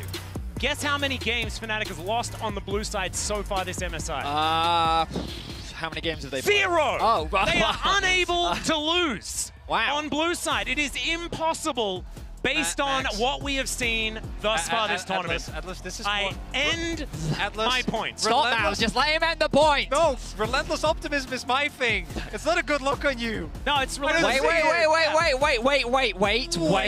Wait. This isn't... Hold up! Guys, we had a deal, okay? This wasn't supposed to happen. But last time we saw Nami picked away from Lucian, it didn't go so well. Okay, but that had Jin. This is Draven. It's definitely an upgrade. I'm very happy with that. I'm a known a Jin anti. I'm just not really a huge fan. Melio and Xin Zhao both going to be taken away here by Fnatic. I actually really like this first 3 picks. Hides their solo lanes as well, and Melio does just fine alongside the Lucian. And K'Sante priority always very high, especially for this team because Chovy also loves playing it. I mean, you have to wonder if the Zac is going to be the ban again from CHENGDU. They know that Oscar likes to play it, and it can be a pretty good matchup. Especially if they just want to play it safe. But top lane answers definitely seem to be the approach for CHENGDU. The other problem that CHENGDU have introduced to Fnatic is, if you pick Camille again, we're just going to swap on you.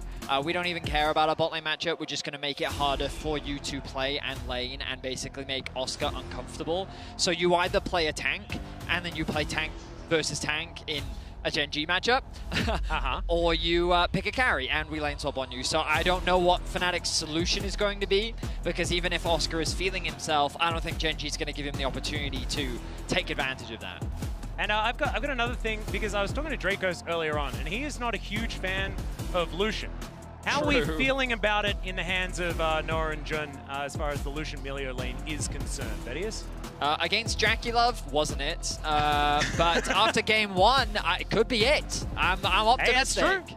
Yeah, I was about to say, if this was even from my perspective, this was a Guma carry, I'm like, no, pack it up. Yeah. Go quick, go to the next one. But Pays and Lands, we even saw it in the last game, definitely have not been infallible, and with champions like Draven in particular, just a single misposition, a single misplay in lane can lead to you falling substantially behind. I was actually wondering if they wanted to go for a Jax ban or a Sejuani ban. Jax because he's specifically just really strong into the Xin Zhao, and Kane has played him before. Sejuani because it's what they played last game in a double front. Another Kha'Zix, really maybe, gentlemen? I don't know if we're going to get it this early. That would be a treat, though. And Maokai, I don't think you really need to worry too much about, even though Kane's played a lot, because Melio, to me, feels so strong. Oh, is he just going to do it? Oh, please. He's just allowed to have fun. Canyon's allowed to have fun today, ladies and gentlemen. If you're a CHENGDU fan, you are breathing a huge sigh of relief. Look how happy he is. Yeah, that's a happy polar bear. That is about as much positive emotion you're going to get out of Canyon on the stage. As Orianna being looked at. I actually love this core from Fnatic. Orianna with Lucian. Definitely a lot of synergy there that we have definitely seen over in the LCK as well, and will be locked in. I feel like this is just setting up for another Corki pick. Potentially. Even though when you look at it, when I see Kha'Zix Corki, that's not... It doesn't really spark joy, It doesn't spark joy. It doesn't inspire confidence, but it would be very CHENGDU to try and go for something like that. Chovy did pick it into FLICKR, obviously, in the LCK finals. Renekton, I actually really like with this draft. I think the only downside that you would end up with is that that's a bit cute. Level of reliable engage is really rough, even though the combination of Xin, Orianna, I think, is quite strong. You are reliant on hitting your W and finding someone in the enemy backline. The Poppy, though, going to be a lot of power there for Oscar, particularly in the early laning phase. So what is Chovy cooking up here for his pick? Or could just be another Corki again. I think I would prefer Talia, though. Oh, that's also fine. Just an Aurelion Soul. Put that one down into the mid lane as well, and it's just more scaling for Chovy. Yep, one of the best Aurelion Souls on the planet. Of course, when Chovy's playing something, you can generally say one of the best. That's a bit of a gimme, isn't it? It is a bit of an easy one, I will admit. But yeah, Chovy's Aurelion Soul in the finals in particular, even in their losses, was incredibly impactful. Specifically though, Canyon on the Kha'Zix, for those that didn't get to watch the LCK finals, he brought it out specifically against the Xin Zhao. Considered a counter pick, just really good in the matchup once you hit that level 6, crucially, because there's nothing that the Xin Zhao can do about it. And against a squishy composition, Kha'Zix can have a lot of fun. The Poppy throwing is a small wrench in the works, but ultimately, Canyon's Kha'Zix is definitely a treat to watch in the mid-game. Yeah, which is always happy when you get to see Canyon on carries and not Sejuani Maokai duty. The one thing I do worry about for CHENGDU with Draven comps, I always look, do you have something like a Vi, something that gives you guaranteed ways to set up early kills for the Draven? That's not really the case here, so we'll see how Pays and Lands do. Topside though, big CHENGDU are going to be very happy. Yeah, I think this is something that Gen G are very happy about, but I do love the cohesion to come through from Fnatic's composition. Poppy always makes things difficult to play around with that Keeper's Verdict, being able to make the battlefield less even. And we'll see whether they can play around it and find some advantages there. Definitely very different drafts coming into this game number 2. You love to see a team mix it up completely after a difficult first game, and Fnatic have done just that. Now we'll just have to see whether they can actually topple the first seed from the LCK in at least one of these games. Give us more than another 3-0, guys. That's what we want. I mean, my concern for Fnatic is ultimately their team fighting. They've always had a problem with it all year. Their main problem with team fighting is that they have this tendency to fight 4v5. They tend not to respect where their teammates are on the map because they are a very aggressive team. So going in for more of a team fight direction against Gen G is always going to be a scary thing to do. But I think the way you beat Gen G is just get a big enough early leads. And the question for me is, can Fnatic pull that off? Razork on this Xin Zhao needs to make something happen between levels 1 to 5. I want to see some aggression. I want to see some threats of a dive. Maybe try and burn Chovy's flash to set it for a level 6 play. Something. I need to see something from Fnatic in the early game if they're going to go toe-to-toe against Gen G. And I'm excited to see whether Canyon's going to once again be playing his Q Evolve. I'm just going to go and murder the Xin Zhao over and over again playstyle that we did see. We've seen a few different takes on what you're supposed to evolve on the Kazakhs, and Q Evolve is often what the solo Q Kazakhs will take just to murder people. Well, shout out to Kadril in that he's the one that taught me that in pro play, Kazakhs kind of has to, because usually you don't get leashes, so you're very dependent on your jungle play, so you just kind of have to take it, otherwise your jungle can be very unfortunate. So normally in the pro level you'll see Q into W, but as you rightly say, some individuals have their own perspective on I remember when we had like the Bruiser Kazakhs with Aravor first and Conqueror. Hasn't been in the game for a long time. Thank goodness. I hated Bruiser Kazakhs so much. I thought it was. I mean, if you're a real OG, you'll remember Alex Dish's Kazakhs. I know. Or you'll remember Ambition's Kazakhs mid. Hell yeah. When he evolved just in lane. One big thing though with the Kazakhs, and we saw that Gen G was able to do that consistently, and it's a big task for Chovy in this game as well, is a lot of what Kazakhs can do, the evade particularly post 6, are going to be relying on Chovy having mid lane prio. And his ASOL, similar really to his Corki, he's been one of the few players that has made this scaling pick, because in the LCK we saw it from players like Bulldog, and it felt like ASOL where, you know, obviously he skills really well, but in the early game he just didn't do a whole lot. Chovy though, his laning is so oppressive that we see him have prio a lot, which might keep Razork on the back foot and buy space for Canyon. The only good news, and I admit that this isn't a perfect comparison, but in Europe we do have Caps, and he's probably the most aggressive Aurelion Sol player that we have, so he definitely has some experience dealing with someone who loves to get in your face and fight you. He even was able to find a solo kill onto Caps throughout the finals, specifically in this matchup, but that was definitely more so on Caps than it was on Humanoid. So we'll see. So far the laning phase isn't going too badly. We'll see how things transition, as both junglers largely just doing a full clear. Ward dropped on Raptors. Razork has been able to navigate his way around that vision to avoid giving information. But overall things pretty even across the board in the early laning phase. Good to see this from Oscar. This is exactly the early levels you really want to play aggressive. Eventually, Keen will get to a point where he can shrug off some of the damage. This is what Razork wants to do. An opportunity here as Chovy does spot him out. He does try to fly away, and it is going to work out. We don't have a knock-up primed or anything like that from the Xin Zhao, so Chovy just able to fly his way out of there. Still going to cost him a fair bit of health, and going to be on the back foot for a little bit in this mid lane. What's bigger though is that Razork actually didn't pick up his Raptor camp to try and make this gank work, but because the gank didn't actually work out, didn't get flashed, now Canyon will be able to build an early experience lead. And you already pointed out, Veddy, that like those first 5 levels for the Xin Zhao are so big, because that's where you really want to try and build as big of a lead as possible, because post 6, the 1v1 gets insanely hard, so you're going to have to seed a lot of prio on objectives. Yeah, I mean, when we think back to that finals, Canyon was just power farming on his cards, right? He was just stealing as many camps as he could. He was playing super selfishly, but I think back to when Canyon was on Darmon and when they won that World Championship, that was his playstyle, right? It was a team that played very much towards him, and while on Gen G, he obviously has diversified and showcased he can play all sorts of styles because we know how incredible of a jungler he is. On this Kazakhs, I expect him to be a little bit more selfish and play for himself, and already he's going to make his way back out onto the map. Razork spending a little time covering for bot lanes that Look at Canyon already making his way towards the Krugs on the top side and looking to set himself up for success. A good ward there from CHENGDU, making sure that the bot lane stays safe, and Razork, as he should, looking for a lot of early plays, but not able to find anything. Once Canyon hits 6, he's going to have to be a lot more careful about which brushes he walks into. Another thing, though, with Draven, you're always going to be looking towards what are going to be the plays towards that bot side of the map. And really, outside of Chovy roams or them taking another 2v2, which in the last game didn't quite work out, I do think it's going to be hard for FaZe to build a lead here, which means that maybe if they're able to, say, get Oscar towards the bot side of the map or set up a dive with Razork, there's some possibility for a punish there. Well, Chovy just breathing on Humanoid a whole bunch here in this mid lane, winning out on that trade.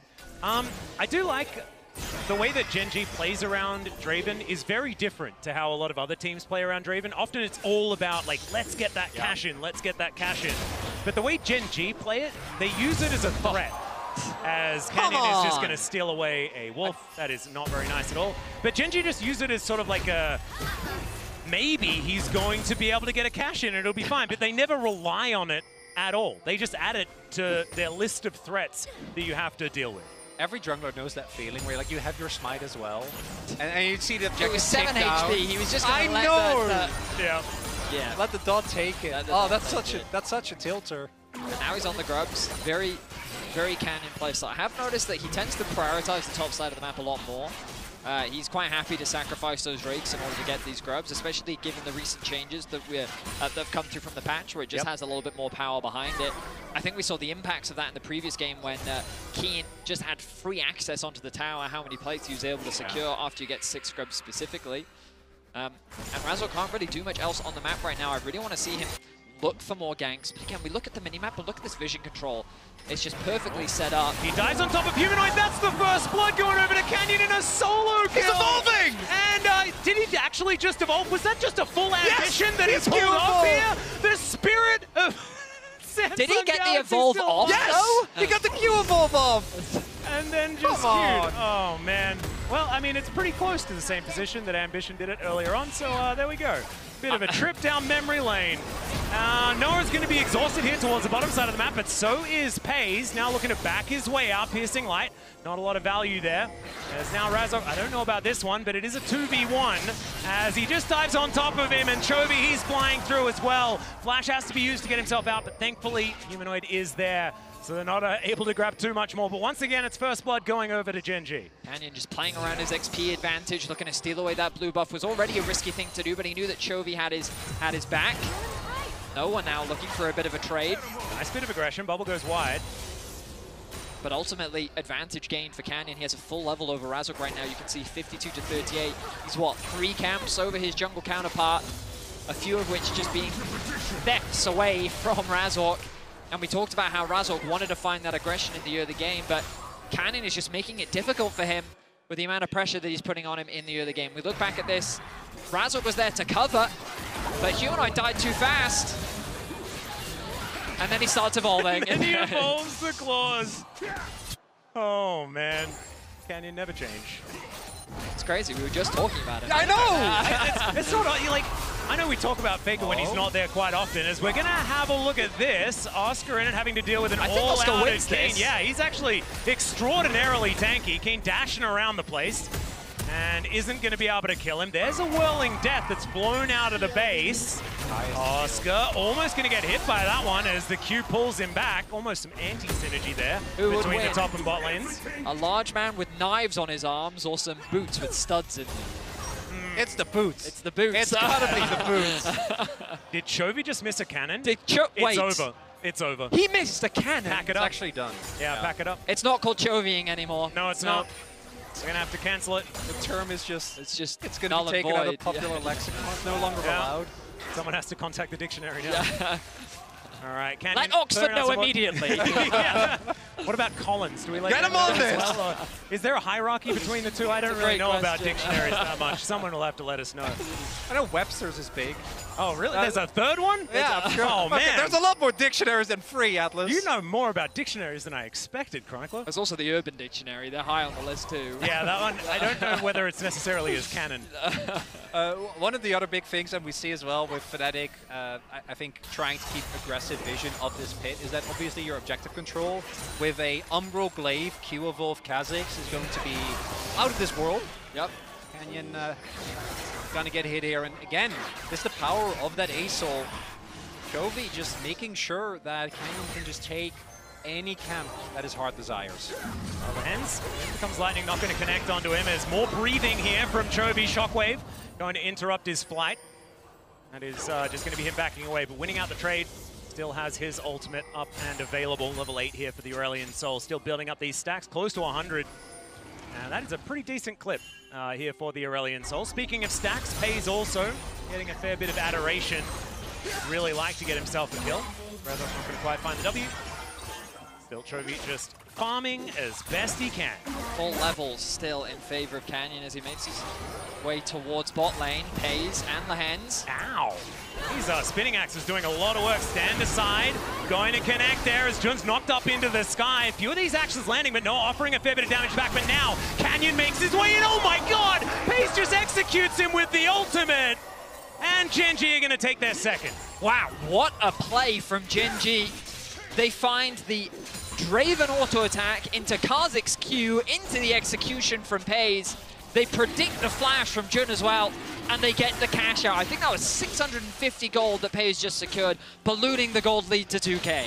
It might be even more, because he was down, he was down, I think, 300 gold. I don't think it was 3, I think it was like 1. Something. It was pretty close. Yeah, it might have been with the wave, but as you point out, Vedi, if you see the confidence as well from FaZe and Lancer, because Humanoid is backing. I'm pretty sure they spotted Razor going up top as well, and Canyon is already moving over. And as you point out, the prediction there, even without the CC, yeah, I think it's about like, what, 1,000 gold that went over to FaZe? Lot. Yep. That is a rich Draven now. Yeah. Very nice back for him. And that is, you know, FaZe just with that advantage we were talking about before. It's not something that Gen.G often forces, but it's going to work out here. Keen dealing with Oscarinen as best he can here towards the top side of the map. Poppy's been having a pretty good time as far as the laning phase, but I think that Oscar's going to have a tough time as Lehens, that's a dangerous time. Evan and Flo going to come down. Oh, no! Oh, Oh, Razzle got the kill at least. Yeah, okay, so he dies. It's fine. He dies. It's fine. Observer's just continuing the zoom in onto Noah, though. A little bit brutal as he scratches his head there. You can see in the player cam. That's all right. We weren't watching. It's fine. I mean, if that's not an indication of the pressure kind of getting to you, I don't know what is. Like, you can tell that playing an opponent like Gen.G means a lot to these players, but also you feel the consequences of that as Humanoid gets knocked up. Big ol' knock up here from Chovy as he does have to flash. Canyon just flashes forward. The Shockwave is a hula hoop around Humanoid, but it keeps the Kha'Zix at bay. Chovy's just going to fly on top of him, though. Just walks out towards the side. The power of the walk, Chronicler, that we've spoken about many times. One of the most OP abilities in the game. Oh, very so nicely executed there by Humanoid. Just walks it off. And Gen.G, I think Chovy could have also just played a little bit more for the plays there, got overexcited. But even then, you get the ultimate, you get the flash. And because Razor also, I assume he flashed to make sure that he got the kill in the hands before there was a collapse opportunity. But that does mean Canyon did use his, but outside of that, Gen.G, I think, looking pretty good in terms of summoners. Oh, good, we're getting a replay. Exactly what I wanted. As this is so Lehens. Because he uses the scribes, he's like, I'm fine. It's just the fact that his jungler is top lane and like he sees nothing. Just walks in. Oh, no. And if he had have flashed over, he would have been immediately bubbled. But it also doesn't actually matter because Lehens was definitely not getting out of that one. Blastcone shenanigans coming down here. Difference between the junglers. Yeah, this 2v1, Canyon going to have to jump his way out. Not exactly an isolated target there when there's two of them. I figured that out all by myself, guys. I will say, though, overall, Fnatic, not in the worst of spots. Oh? I've seen worse, gentlemen. True. And I'm thinking about the fact that mid lane is a lot more even than it was compared to the previous game. Orianna's still looking to stack up that Seraph's Embrace, which is totally fine. Oscar doing well in the isolated matchup topside. Wasn't expecting him to do as well as he currently is, but credit to him. The only problem is the fact that Draven is, you know, about a boots up and can. He might also be as a player. Also, there is also the dragon problem, which we haven't really talked about yet. But even though Chovy doesn't have a lead, I feel like ASOL games so Oh, that dragon problem. Yeah. That dragon. There's a few different, like the one dragon that they picked up, not really the as one much of a dragon, problem. I wouldn't call a problem I mean, yet. don't get me wrong, Chronicler, like, Chovy as a being. As a being. Is always a passive. As a celestial creature. He's like In many ways, in a game of League, he's like global warming, the ever-existential threat that we all know we're going to have to deal with at some point. It's very Lovecraftian, yeah. And at some point, it passes the point at which you can deal with it anymore, you know? Like, all right, I'm good with that. Let's disregard Chovy. I do agree, particularly with what we saw in the previous, when it comes to the skirmishes. Oh boy. There's a bit of an all-out here from Keen. Decent little shield for Oscar as he makes it underneath this turret. You're not going to connect, and that's going to mean the Poppy will survive, as Poppies often do. Just getting tankier and tankier. Does have that Sunfire Cape already completed, and Oscar's going to happily clear up the creeps. Keen does get the back end. I wonder if they're actually looking to rotate him towards the bottom half of the map, or if he's just going to run to top. Looks like not going to be the case. Just going to stay in this top side of the map. But I think the skirmishes from Fnatic were quite good in the previous game. The 5v5 though, there was one, and it was a complete disaster, right? It was the one around the Dragon, where they weren't able to mark Keen. So that is something that they're gonna have to do, because I think that when you look at the goal, when you look at the champions, there is actually an angle for them here. They have a really strong combo with the Xin Zhao and Orianna. You have a lot of bursts coming through from Noah, and then you have Oscar Rinnin who can try and turn the numbers into your favor. But actually executing upon it is going to be the big thing, because in the previous one, that didn't quite hit the mark. Happened this time around. Oh. Nice dash forward there from Noah. Does a lot of damage to Pays as an ulti comes down towards his bottom lane as Chovy is busy breathing on minions. Never changed, Chovy. Razok was spotted on that ward, which probably tells us more as to why Chovy didn't go further forward. I will say, very rarely domestically do we ever see Razok controlled as much as we're currently seeing. The vision from Gen G, it feels so efficient in terms of how it just gives them enough information to keep track. Oh, there's a flash onto Chovy. He is immediately going to flash away, though, and then just flies. Has to do that in a straight line, though, as now Razok's on top of him. Dangerous time here for the Dragon, and he's taken down. Great shockwave there from Humanoid, and he's on the board. Still, they're going to lose their outer turret in the mid lane, and Gen G may look for more. Big thing here as well, Canyon sitting on 2 items, almost level 11. Incredible power spike. Pays. Oh my god, Jun! Ooh, able to get himself out of there. Does have to ulti. Still, the Whirling Death not going to get another cash in. This is one of the big things with Gen G. Fnatic, really good job on forcing a play onto Chovy, caught off guard, thinks that he can just walk up to the Drake, and they get the kill, but they're not going to end up getting the Dragon. With Keen's TP, he saves the turret, and they lose so much in mid lane as well. I mean, it's why Gen G is so good. They can cover. Oh no, the TP interrupted. Oh dear, there's the all-out. That's a big ride for Humanoid. Now trying to get himself out of there. He flashes before the tidal wave gets there, but Keen, he's gone all out and he's going to be able to take out Humanoid. They'll grab Razok as well. And Gen G, they just took a Drake and then they killed 2 people as well. And then look at the difference. Now Oscar in danger. Yeah, but no, it's distracted okay. once again. Chovy is not going to play for that. Oscar knows. He's just like, put minions between me and Chovy, and he will be distracted. It'll be. Really? Never mind. There's no minions. They ran. Oh, he did it again. See? I can't believe he's like, no, don't worry. Just ult is just a zone you have to wave, and then he's like, psych, I'm flying towards you. But you see the difference, right? Chovy gets killed. And what does Gen G get off the back of that? They secure a mid tower, they use the pressure from the mid tower to convert that into the Dragon, to then getting 2 kills onto both Humanoid and Razok, who then can't cross-map that anywhere because Chovy's covering top, and the mid wave has already been pushed towards the tier 2. It feels as though every time you try to do something against Gen G, they either cross-map it and get something else, but even if you feel like you've punished them, it feels like that they've just somehow mitigated whatever punishment you've just tried to do, and every time you then make a mistake, it feels like that you fall infinitely further behind because you can't get anything else back on the map. This is a more extreme version of what we saw in game number 1 as well, when they got the pick on Chovy towards the bot side. When he went in very aggressively, got picked off on the Corki, but then the investment that Fnatic put into getting that kill immediately got punished by Gen G, and now Canyon has actually hit level 2 on his ultimate. It's a really big win. Takes down the turret here. Let's see what Oscar can actually do here, though, as Kane's not looking like he's taking damage. Oscar's looking like he's not even taking damage. He picks up the buckler, and we could be here for a while, gentlemen. Atlas. Yep. Gotta hit each other as many times as possible. King goes the wrong direction. That's just fine. I don't think you were killing him anyway. Just 2 ships awkwardly bumping in the night. Yeah. Again, so there's some chop. They're both like, oh, I'm sorry. I'll get out of the way. Canyon mainly hovering around Chovy. There are camps on the bot side of the map for him to farm, but those aren't his priority right now. Fnatic have their eyes on this top tower, looking to secure their second of the game. You can see this gold gap about 2.5k. Advantages still largely sitting on jungle and AD carry. I mean, I look at the itemization and it doesn't look that dramatic. Admittedly, Canyon is terrifying right now, but we'll see how things move forward. Again, it's this team fighting where I'm mostly concerned for Fnatic. They prove themselves optimistic when it comes to the skirmishes.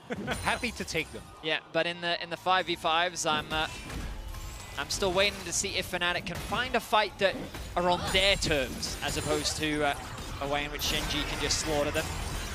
I want to see them take a fight with Oscar there as well, because I think that having the Poppy able to change the landscape of a team fight so dramatically with the ultimate, I think is going to be a huge boon for Fnatic.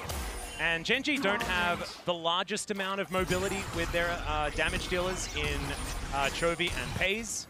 So if you can sort of get Canyon out of there, get Keen out of there, then maybe you catch a Dragon and a Draven unawares. I don't know how close Chovy is, but if he's able to pick up his Leandries as well, they're sitting on IE Spike. Keen just picked up his Spirit Visage, like almost across the board 2-item spikes, and they have the empowered ultimate. And I don't think that you can afford to give over this Dragon, setting up for Cloud Soul Point. Yeah, that is so much damage. Razork going to be able to use his ultimate. But now they won't have that for the next fight. 1 minute until the Drake though, so I think he should be okay. Happy to use it to get himself out. That was quite the ambitious face check from Razork. Bad Kazakhs on the enemy team. Yeah. As you already identified, gonna lose his life because of a Chovy. It's an ult. Nope, not an ult angle, but mid lane control gained. They're now stacked as 5. Humanoid knows he needs to push out top. Oscar, you would have to overextend to push out bot. There's not really much for Fnatic to get here. CHENGDU just asserting their dominance, dropping the last of their wards. They now need to go back, replenish, pick up control wards, ready for the next objective, and spend what gold they have. The Zeal secured for FaZe means that they're ready. Dragon in 25 seconds. Yep, Canyon doesn't find too much there with his Void Spikes, but just searching for some options. Noah clears out the wave. Hey, there we go. That's actually true. Almost 300 gold. I know you love rune optimization. This is Noah bashing in. Oh, Canyon gonna get spotted here as Humanoid comes from beneath him. And now this bug gonna have to run away. Does use the ultimate, now has to flash. Does get back to Lehens, who does have some heals, but there is the flick back, and they squash the bug under their feet. Fnatic now looking for that purple worm as well. It's optimistic, but they may have to just go for it here. I like it. I mean, it's terrifying, but I do like it. Yeah, you gotta look at Oscar in mid. Yeah. And if he finds his keeper's verdict, it could be absolutely massive. Now the Poppycopter is spinning. Keen taking so much damage though. Chovy finds the ultimate. They throw away the Draven. That's a lot of damage missing, but Keen finds the pushback. It's just not going to quite be enough. He's so tanky. And in comes FaZe now with these axes. And with the Draven turning up, I think it's now going to turn out to be a CHENGDU fight. Oh, Fnatic, that was so close. It's again the same problem. Yes, they get Canyon, but I think specifically Chovy still having access to his empowered ultimate is the big problem there. They need to play so safe, so respectful, because they know if they try and rush the Baron, they're going to get taken down, and even without damages. Back up. Razork. Canyon is here. Razork could get into the pin, but they're not going to be able to steal this one away. Humanoid down to 50%. They're not going to jump on him though, just looking to grab the Baron, reset, and look for more. The idea behind the Baron there is to use it as an opportunity to turn and fight when you have a numbers advantage, but as you highlighted, Chronicler, and we'll look back at it, just Keen goes in 1v4, right? And so while the ultimate from Oscar Inning seems promising at start, look at how impossible it is to actually get onto the backline. The Baron buff's really proving dividends there as Jun just gets melted, the support disappears, and then CHENGDU can just kite backwards to allow time for FaZe to rejoin the fight. Even as a 4v5, CHENGDU's team fighting shows why it is such world-class level of the patience that they play. Well, we're straight into another team fight here as it's a great bubble onto Oscar, and Noah manages to take down Canyon here. CHENGDU now a man down. Can they still keep fighting, though, is the question. That bubble goes wide. The health bar's a little bit lower. Noah still playing so far up, and Keen is a bit of a brick wall. He's going to be thrown away immediately, though. Now a 5 versus 3 in theory. I don't like it, though. Not very close to this one, and these health bars. It's not really what Fnatic want here in this moment. Keen now dashing forward. Pace has to get himself out, though. Throwing a few of these axes around. He does still have that ulti as the all-out does come on through. Razork gonna use it to try and get on top of Lehens, but he doesn't quite get there. He's now able to get out, and now the teleport's coming forward from Fnatic. The exhaust to make sure that damage is mitigated, and Jun takes down the dragon. Now Fnatic, it's their time to shine, and Oscar just keeps them away from the dragon. Fnatic actually want a team fight versus Gen.G. They're still 4K gold down, but they'll deny the soul point away from Gen.G, and while it looked terrifying, they're able to catch Canyon out once again. Fnatic keeping us at the edge of our seats as they're going toe-to-toe with Gen.G in Game 2. Gen.G getting kind of dragged into Fnatic's madness there. We saw Chovy on the deep flank, but Noah is able to flash away from his ultimate.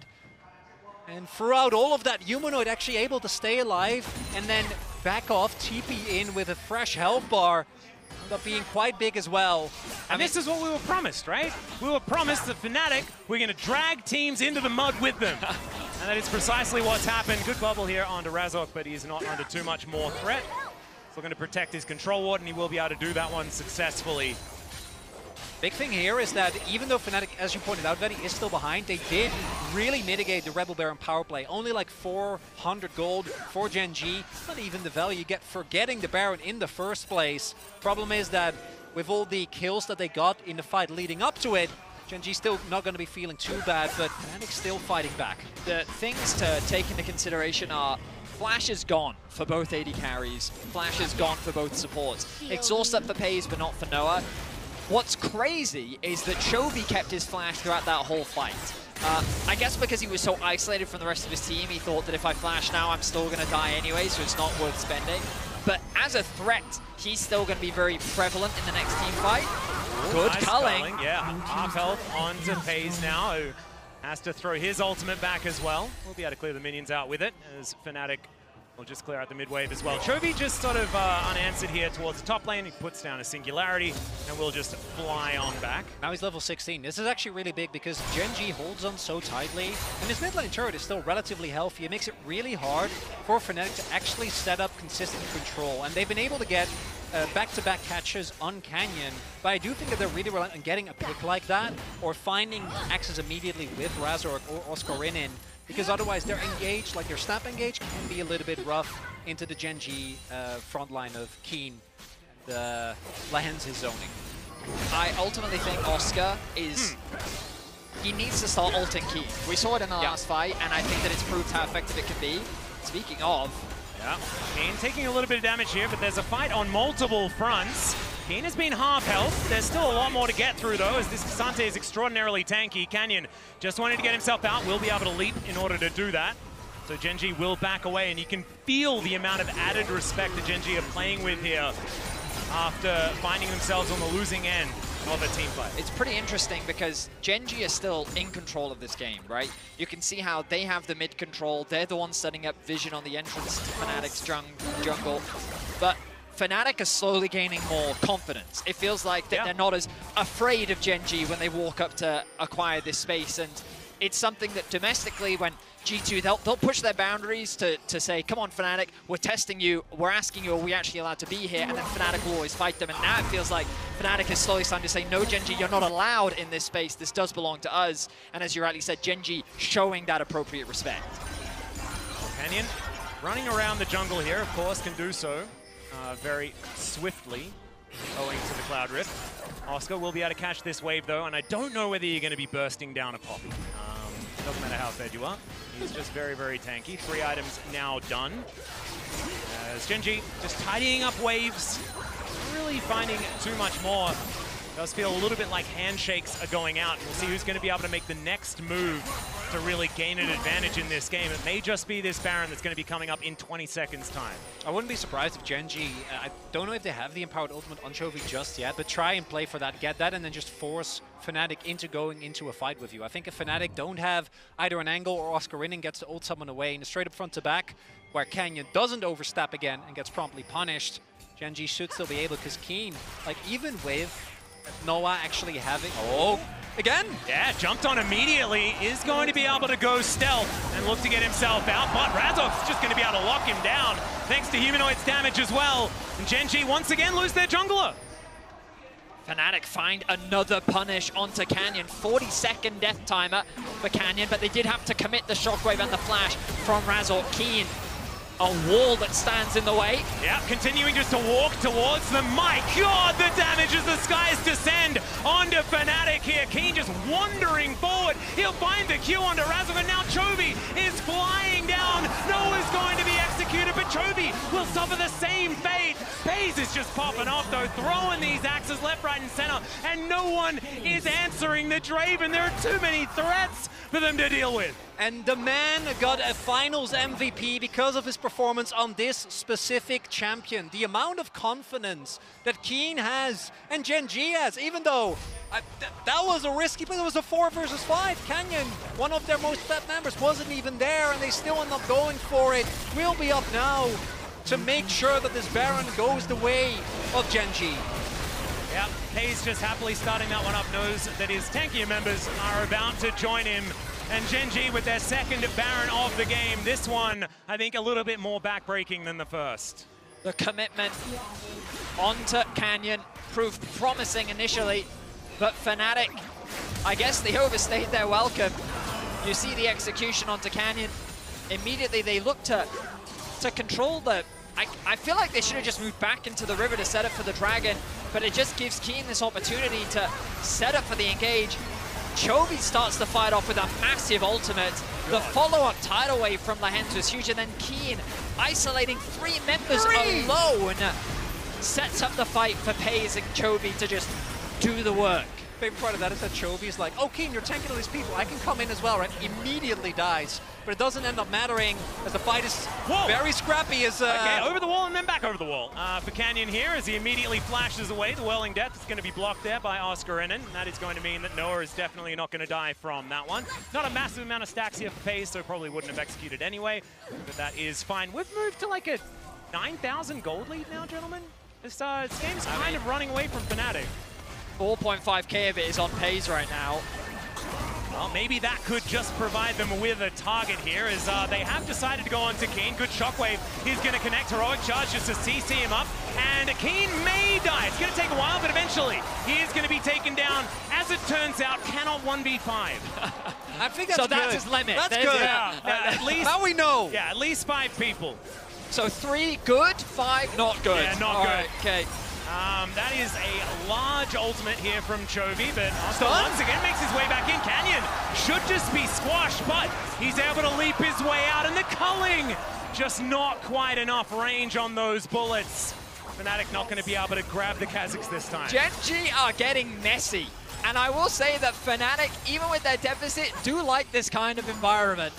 Being able to find these random picks, these random skirmishes, they're just giving Fnatic...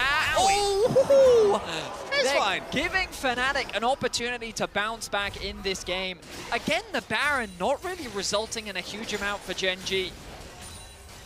So Gen.G kind of need to lock it in a little bit if they want to close this one out. Yeah. I would agree. I think it's they're definitely falling for Fnatic's tricks here. You know, like wanting to actually dive in and just say yes. They're still like 7.5k gold ahead. Oh though. yeah. I feel like that. I will say though, despite everything, if FaZe dies, it's not that much. It's also a lot of money for Fnatic. You know, that's a big gold swing. True. You know what I'm saying?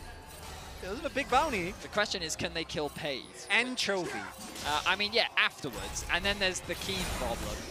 But, you know, one problem at a time. One at a time. One at a time, okay? We're trying to... You can't cross multiple bridges at once. Yeah, it's true. true. You know, you have to choose them. So we'll get to the first bridge. That's going to be the FaZe bridge. And that one is looking like it could be possible, at least before a GA does come through, as Canyon, when becomes lightning, not going to find his backside, and he's able to get himself out of there. Look at bot lane, though. Keen sitting isolated means that Fnatic overcommitting 5 members towards the top side to try and find a pick. Going to likely cost them a tower here. Humanoid needs to be careful. Yes, it is one of vast quantities, one could say. Humanoid will find a shockwave as Keen is going to W through it. Now this is the 1v3 that we were talking about. Can Razok actually get in here, make it a 1v4 because Noah is in so much trouble. He gets queued back, and there's the fourth man to make sure Keen can't get it done. I like what's happening. I don't know about you two. I think Keen's having a really good time. Sometimes you just got to cull away the ultimate. It's for the style points, Atlas! Yeah. So, Gen.G is definitely, as you both point as out, regional experts, like, they're getting through it. Run me through the Gen.G mentality here. Let's educate the audience. What are we seeing right now? I think this is Keen in his element. Yeah. Just like wanting to limit test he didn't have to go every back. He could have W with Lehens was securing him. He was like, I got you, bro. I got him out. And Keen's like, no, watch me. And then he dies. He offered him a hand out of the pool, and he dived into the deep end. Yeah. No, you just got the chrome spray and said, witness me, and then it was all done. And then Noah culling his way out of the whirling death, which was beautiful. Love to see those mechanics. Little known that actually works. First time I've seen it. Yeah, me too. The big thing though here, and this is why I think we're having some fun with it, is it needs to lead to an actual objective. If this leads to like a Baron or a fight where Fnatic is actually able to get through multiple members on Gen.G, the mid lane turret is still standing throughout all of this, right? So as long as Fnatic, these kills are just going to extend the game, and I do think that I really like what Gen.G have when they get to the late game for obvious reasons, the Aesol being the most prominent one, but it's not like the Orianna isn't going to be able to do insane amounts of damage once Humanoid finishes that death cap. Yeah, not to mention the value of Nelio in late game fights as well is just massive. With all of the CC immunity that you can they're going. Canyon throwing some void spikes around. Fnatic. Razok, I was going to say they need to find a way into the Dragon Pit, but they found one. Yeah. They're forcing the ult out from Canyon. Very fast, especially when he does press that R button. The W quite landing there, but it is looking dangerous here for Gen.G. Doing a good job of keeping control of the mid wave. Bot wave also pushing. Fnatic are just kind of awkwardly abandoning a lot of farm to be able to contest this Dragon Soul. Chovy in a good position, has the ultimate available. And you can see Canyon just, once again, poking his nose in, looking to try and pull Fnatic apart as much as he possibly can. Razok trying to heal up on the red buff. Hand this over to his team as well. The buff will also help heal him up passively. Still finding more and more of these Ws from Canyon, and now the fight has broken out. Keen finds 3 as he dives forward, absorbs and exhausts as well. This time, Jun's able to get himself out though, and it's once again Keen with the 1v5, absorbing as much as he can. But it's Oscarinin that knocks back all the damage. So Keen is tanking and tanking, but it doesn't actually matter. The health bars on Fnatic are low though. We'll see if they can contest for this Drake. Yeah, they don't have a lot of frontline left remaining. Yeah, exactly right. Lehens down to 50%. It's, oh my god, Humanoid loses most of his health bar, but now Oscar's back, and his health bar's huge. Humanoid has the TP as well. Neither team is going to start off the Dragon. 35 seconds, Chovy looking. Yeah, flying on forward as Canyon has been spotted. Noah dives on top of him. Canyon's going to leap away. 25 seconds of Keen. Down. Wow. Pace does a lot of damage, and yes, Keen does have teleport up and available as well. It should just be the Drake going over to Fnatic, though, once again, denying a soul, grabbing some bounty gold. They're still in this. Fnatic have taken the kill lead for the first time in this series. And Gen.G looking out of sorts. Their team fighting looking a bit, I don't know, disconnected in terms of their execution. You have to remember, Keen was 4-0-3. He was. A while back. That he was.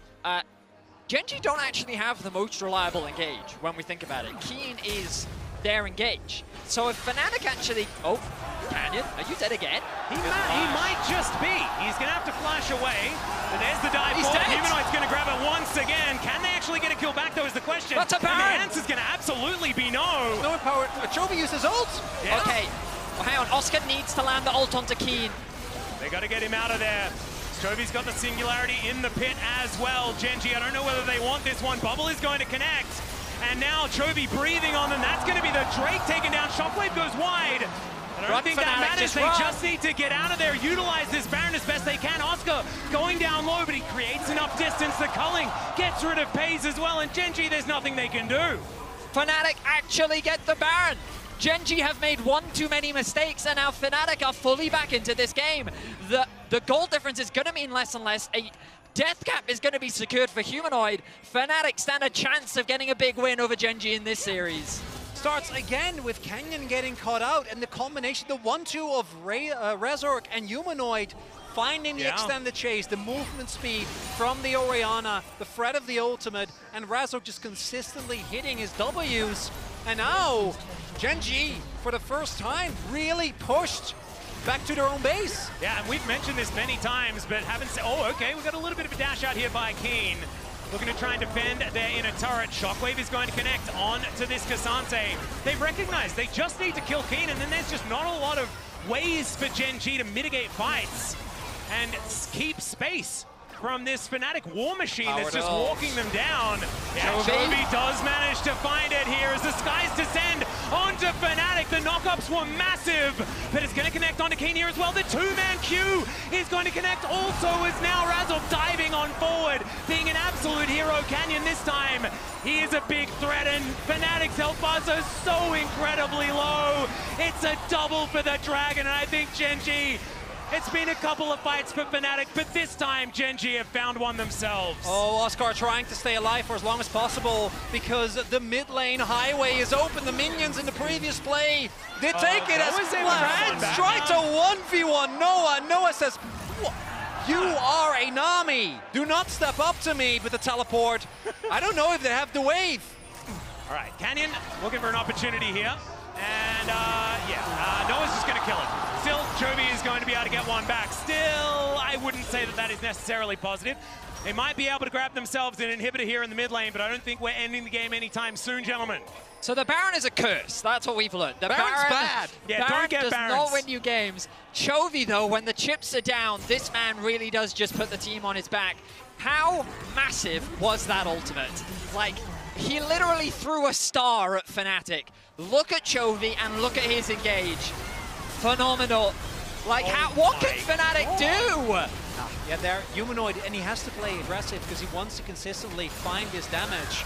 But as a result, he has to immediately use a stopwatch, so he's not actually able to do a whole lot in the fight. And then once you actually get to front to back, once Keen is there with damage backup, that's where you do see Gen.G able to utilize their comp as, yeah, thank you for pointing it out, Vedi. The amount of increased range on Chovy's ultimate is 85%. As this is the most Lehens thing that I've seen, what, like today? Yeah, that's a big one. He was zoning. It was a zoning death. He was making sure that if him and Canyon didn't die, they could have ended the game. Yeah, and I know they were trying to keep the wave safe, but if they were alive, then on the next wave, I think there was a window. Going to be the case. I tell you what, though, Noah has been playing exceptionally well on this Lucian. I think he's been able to find as many opportunities as he possibly can. Currently has 6 items to his name as well. And I think he could be a win condition if him and Oscar can get things together in some of these fights. It's just this Space Dragon. We didn't talk about it for a long time, guys, but I think it's time. But it's about time that global warming is really setting in now, guys. Like it's here. Yeah. Because you can't even walk up to choke points. Like if he puts down the singularity is very scary, but that culling is also very scary. This time, the ulti's not going to find quite as much value. That's a win for Fnatic. Yeah, if they get to back off now, they can get all of that health back. As you can see, Noah's just fine now. His ulti. What ultis have been used? Chovy's is down, and as you already said, that's usual. Lehens is gone as well. Yeah, Whirling Death is there, but pays. So hard for him to walk up as this Drake getting taken down so incredibly low. There's the Keeper's Verdict. That's going to get rid of the Dragon. And that is a 3rd Cloud Drake here for Fnatic. Whirling Death not finding any value here. And now the dash forward from Razork. Keen finds 3 as well on his side of the fight. And he's going to take another 1v5. Chovy has to go golden to avoid the shockwave. The Cassante taken down once again, but Humanoid is going to follow suit. And they're in the Thunderdome, gentlemen. And this Dragon is just breathing hell down on top of them. Canyon off to the side, waiting for his moment. And breathing goes the Dragon. They'll take their chances with the bug, but the Draven is too scary. And it's another kill for Chovy, and Gen.G will finally get their ace. Too many problems, unfortunately, for Fnatic. They take care of Keen, but the damage dealers are still alive. The death timers are too long, and as long as Pays is alive, I think that's going to be it. A 44-minute slugfest, back and forth, team fights galore, but Gen.G are going to close out game 2. I think this is definitely a much better showing, though, from Fnatic, showing that they can definitely go toe-to-toe with Gen G. The inevitability of this big old celestial dragon in the mid lane, certainly a problem, as Gen G will finish off the Nexus with an ulti. At least what it looks like. And they'll move to match point here in their first series at MSI. And that game, Chovy obviously is always, as he has been throughout this entire year, as he's been for Gen G for the last 2 years, going to be a big talking point. But I also want to give credit to Pace. I was very pleasantly surprised by his Draven. I think it is the type of pick where, particularly in mid to late game teamfights, if you overstep into the amount of burst on Fnatic, if he had mispositioned in a couple of the fights, Fnatic at times, especially when they got that Baron, were so close to actually breaking open Gen G. And in the end, it wasn't enough. Yeah, I feel like it was a little bit of a look back to the Pace that was praised so much when he was down in Challenger, Pace right? that was promised? Yeah, this is the Pace that we were supposed to get, but instead there are too many carries on his team, and so often he has to take a back seat. I will say, an uncharacteristic performance from Canyon.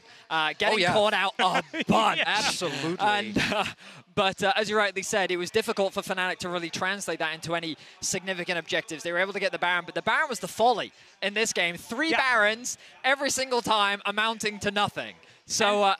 And Gen G sort of should have known this, right? Because they've faced up against T1 so many times where it's just Barons go back and forth, doesn't actually mean anything. You have to find yourself a team fight to make something happen. But really good to see Fnatic put up such a good fight here in game number 2. There might be some promise moving towards game number 3, but let's head on over to the analyst desk to break that one down.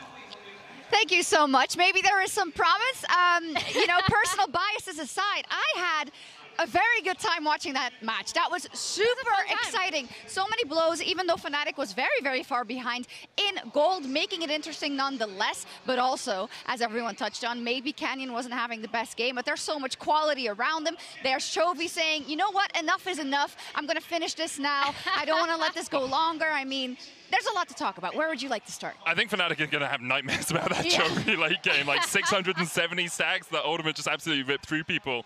It was very interesting to watch Fnatic almost realize what the fault in their playstyle was in the middle of the game. Because every fight up until that point, it'd been like, oh, we're just going to overextend. We're going to push into a bit of darkness after we've won a team fight. And then at the 4th Drake, I think it was, finally they were like, oh, we got 1 kill. Let's just play this a little bit slower. And then at the Baron, they get a kill, and they just play it a little bit slower, and they start to come back. Yeah, that was like really nice to see that adjustment. Obviously, it was a little too late. I think the deciding moment of this game, since it did devolve into like team fights going back and forth, right, was around that Gen G mid tier 2, where they finally are able to get off the kind of team fight that they wanted. And I mean, this was such an important play. I think in our, HyperX Reflex replay, we're gonna take a look at this.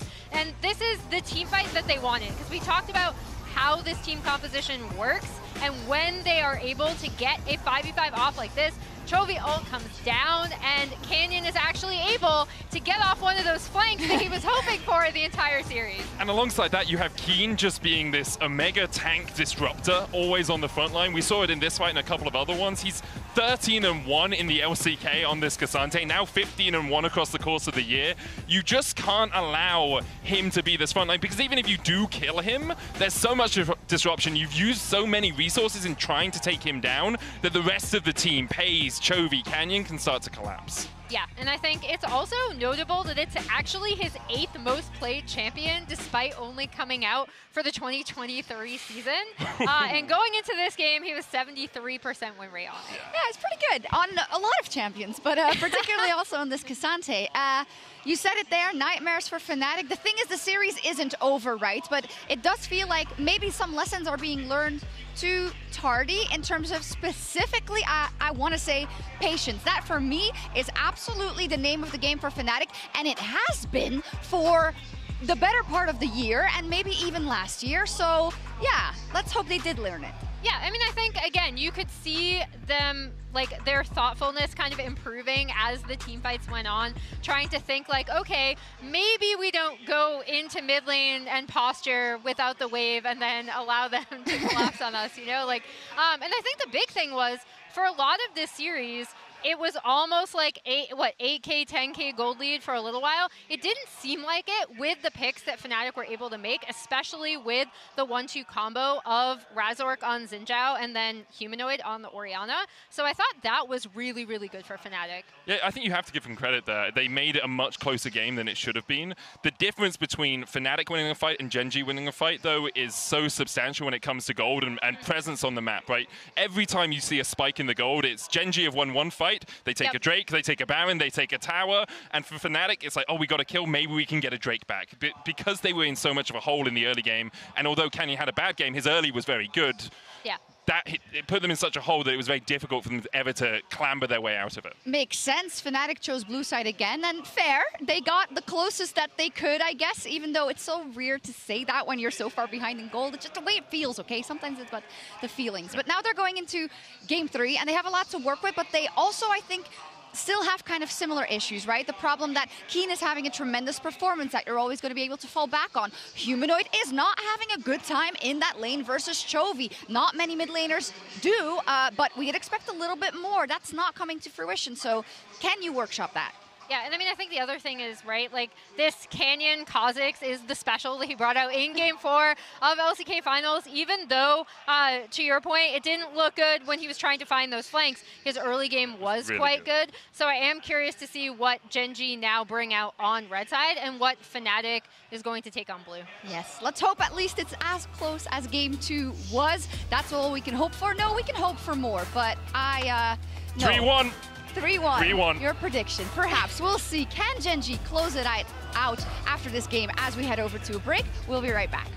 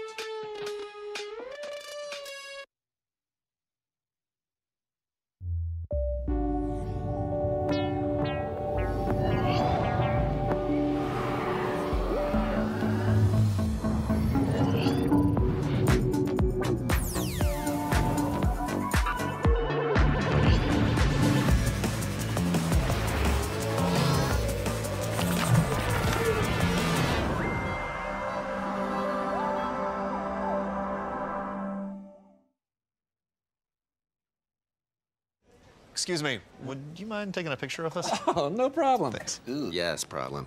You need Verizon. Trade in that old thing and get a new iPhone 15 Pro with tons of storage, so you can take all the pics. So many selfies. A preposterous amount of panos! That means panoramic. And as many portraits of me as your heart desires. How about none? None, yeah, none feels right. Trade in any iPhone in any condition and get iPhone 15 Pro on us. Only on Verizon.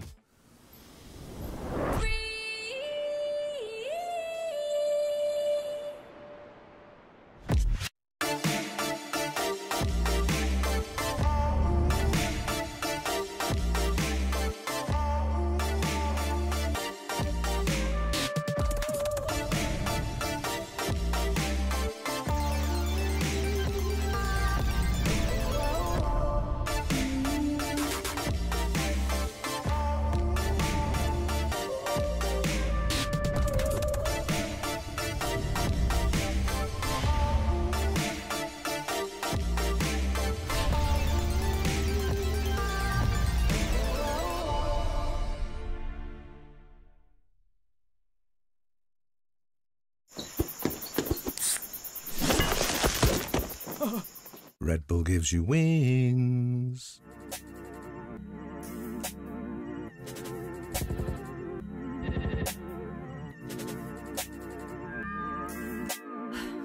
All the things that we wish they never came true. All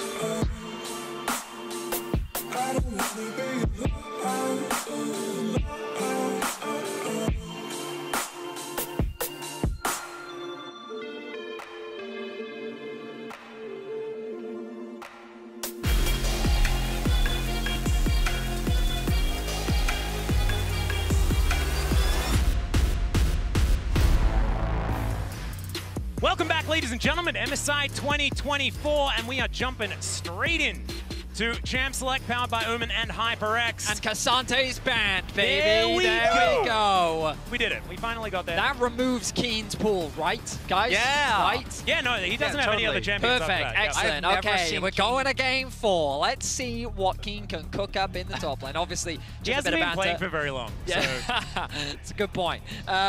By Kalista taken on the side of Genji, you imagine Varus is going to be taken off next. Wow, okay, we're going to get the Nautilus as well, taken out from the side of Fnatic. So a lot of power picks are going to be available. I'm curious as to what the priority is going to be for Fnatic. Senna. That's a good ban. So Varus, Draven. Maybe it could get Lucian. Oh, yeah, so there's two options. Either they just go for the Draven Nami again, but Lulu this time isn't banned, so I will also be very Genji to just respond with Zeri Lulu. Or Felios Lulu. Yeah, which is everyone's favorite matchup. It's going to be the Varus instead, would make sense. Varus has been, I think, relatively low prior for the series. I think we saw Ben in the first one. It was picked up in the first game. It was picked up. Oh, yeah. It was the Ashe Varus. Oh, yeah. Fnatic, yeah. I'm blanking on that one. But what Genji has as responses here is probably the Lucian Nami. Could certainly be I an would option. imagine it's most they obvious. could do Lucian's Xin as well if they want. Okay, no, they want to grab the Nami. They don't want to run that risk of getting it taken away. So the question now is, do Fnatic want to do the Ashe pair up like they did in game 1? And then Fnatic can also round out their draft with the Xin again. I think Razork did have a great game on the Xin. Yeah. It was difficult for him to find any early ganks because of the amount of vision control that we saw coming out from Genji, but overall, an impressive performance from him, so I don't think he should be deterred from picking it away, even though we did see Canyon's Kha'Zix have a pretty strong early game overall, even if he tapered off later on into the game. Yeah, I would say that getting Canyon back onto the Kha'Zix again sounds like a pretty good idea for Fnatic. As Saya, okay. Oh, it's a lane swap. Yeah, it's well, it was already looking like a lane swap. That was what I was about to start talking about. But now with the Sion coming in, I have a feeling it is a guaranteed lane swap scenario. I wonder, though, if they want to try and go for something even more aggressive. We saw, I think it was like a year and a half back, some very aggressive jungle invades with the Sion as well. Oh, yeah. The good old T1 Challenger Sion. Yeah, there's a lot of extra cheese available with the Sion. Europe was inspired by the LCK challenges. It was BDS domestically that was actually doing the split map into stealing away the bot side camps into then a 4-man dive, utilizing the Sion passive as well. We might see that here. They did try it against Top Esports, I believe, but it was Top that actually fumbled their execution, and they basically just had Jackie Love come in and interrupt the invade, stopping the whole plan altogether. But Fnatic definitely have that as an option for them, so we'll keep a track, see if they set that up. Well, bans coming through now for our second round. The Orianna going to be taken away from Humanoid. I really like that respect. I think Humanoid's been playing exceptionally well so far this series. Both his Talia and Orianna have been strong, so making sure that he is not on that level of comfort is a good idea. Speaking of comfort, no Corki for Jovi as well. This Makes music a fair is bit of intense. sense. It is super intense. We're building up nicely to game 3, hoping that Fnatic can give us a few more games in this series. We just want more League of Legends. We do. That's what we need. Talia, as you rightly called out, Humanoid going to be playing something different in this game. We did get to see his LeBlanc can play in, so we haven't seen it yet this series, but I would love to see it. Not that I expect it in this draft. I'm imagining something like an Azir is more likely to come through. Is it like going to be Azir from Chovy and then the LeBlanc from Humanoid, maybe? Because I wonder, I don't know if they're gonna give counterpick to Chovy if Keen, or I guess you're playing into Sion anyway. So they're looking. So that Tristana bans is screaming at Azir pick. It is kind of a no-brainer. So we were talking about Keen. You guys have that over in the LCK. Oh, look at it. Okay. Does he know that he's getting lane swapped on? Because he's getting lane swapped on. I think they know, and I think that Keen's just like, I saw Zeus have so much fun on this champion. It's my turn. Also, to be fair, if they're able to manage the early, to navigate the early game, playing Sion into Vayne does sound like about the least fun. Oh, Humanoid LeBlanc. Man, love to see it. It's gonna be Lee.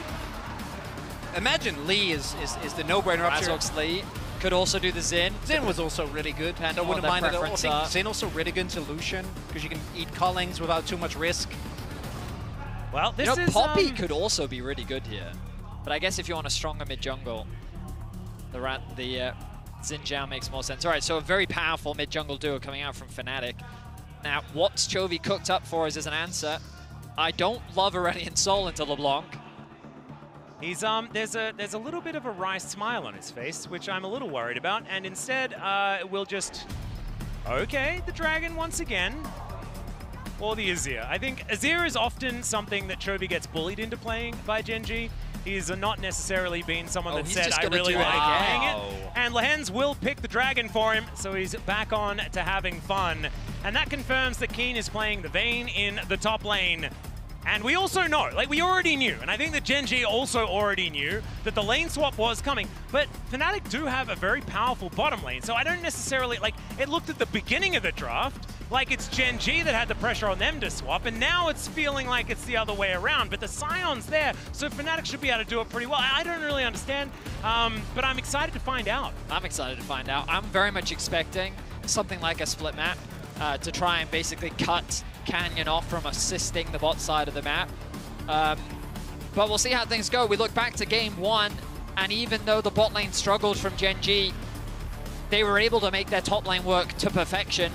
And I think that the early investment into Grubs is something that when you give to a Vayne is going to be this massive side lane threat that I think even a LeBlanc is going to struggle to deal with, especially if we see that investment into the Hex Drinker from the Vayne too. So Gen.G maybe having a little bit more fun with this draft this time round. We'll see how things pan out for them.